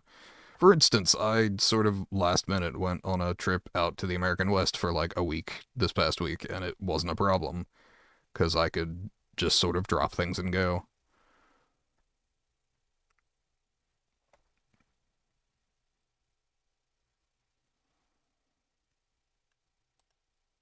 Didn't have to arrange any kind of care for an animal, which, I mean, look, I love my sister's cats. They're great. I just don't plan to get one myself. You're gonna train them up to be on an airplane? Trust. Okay. Counterpoint. The way that that actually goes is that he's stuck in the fucking cargo hold, which is not generally how you want that. Animals do not enjoy flying because, as bad as humans are treated on airplanes, animals are not really any better.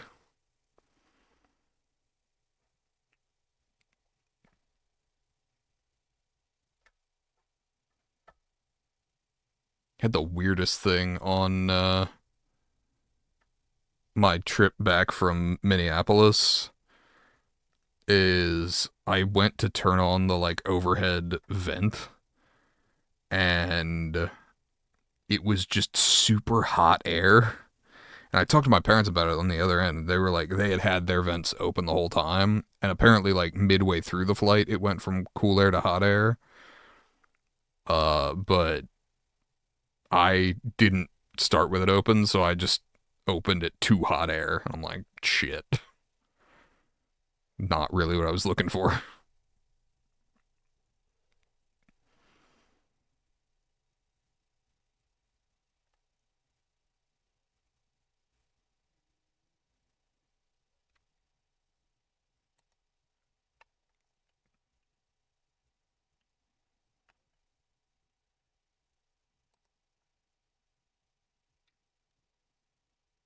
So, out of curiosity, how did you get connected to Diablo? Did you know someone who was related to finding the feral cat? Or was it like a local shelter kind of thing?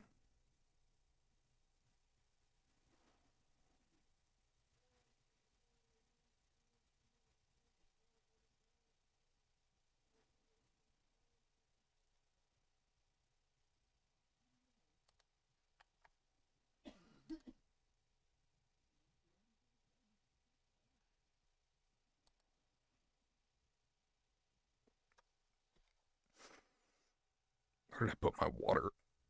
There.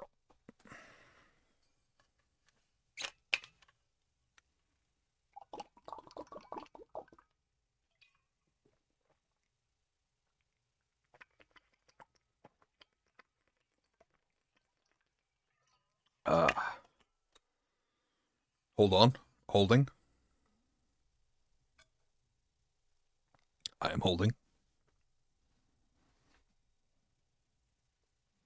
Only half listening because you're with your grandparents. God, Jake, don't. Jake, spend time with your grandparents. I'm gonna fucking end the stream so that you spend time with your family members.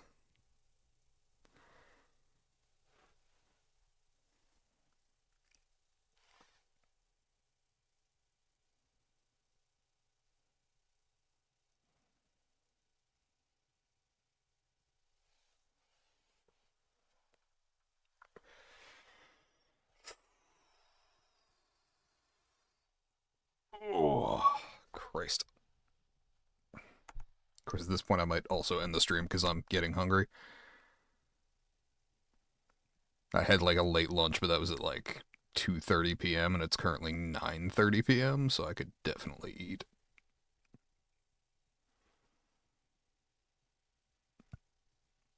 Only question at this point is if I go simple, like cheese and crackers, or more. Okay. Hey, Jay, I'm glad you're back. The thing that I said while you were gone was spend time with your grandparents.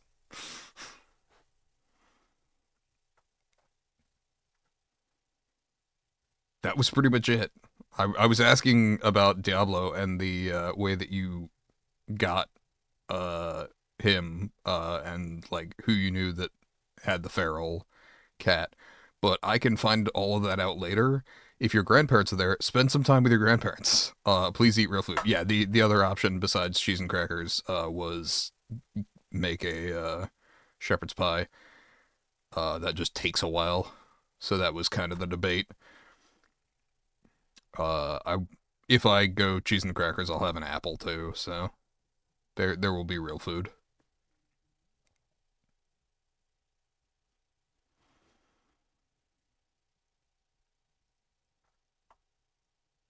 Anyway, you got disconnected. Okay. Uh, so you said your grandparents are there and you have a new cat there. I'm saying you should spend some time with your family and I should go get some food. If the debate is between real food and food, make real food. Fair. The question isn't so much real food or food as when I have the real food, because I'll probably do cheese and crackers for a meal in the next 24 hours. And I will probably do shepherd's pie for a meal in the next 24 hours. It's just a question of when. And uh go eat. All right. Sounds good. I'm going to wrap up stream then. Thank you to Jay, Nusrat, and Yvonne for being here. Thank you to anybody watching the VOD in the future. Have a good day, night, evening, wherever you are. Stay safe, and goodbye.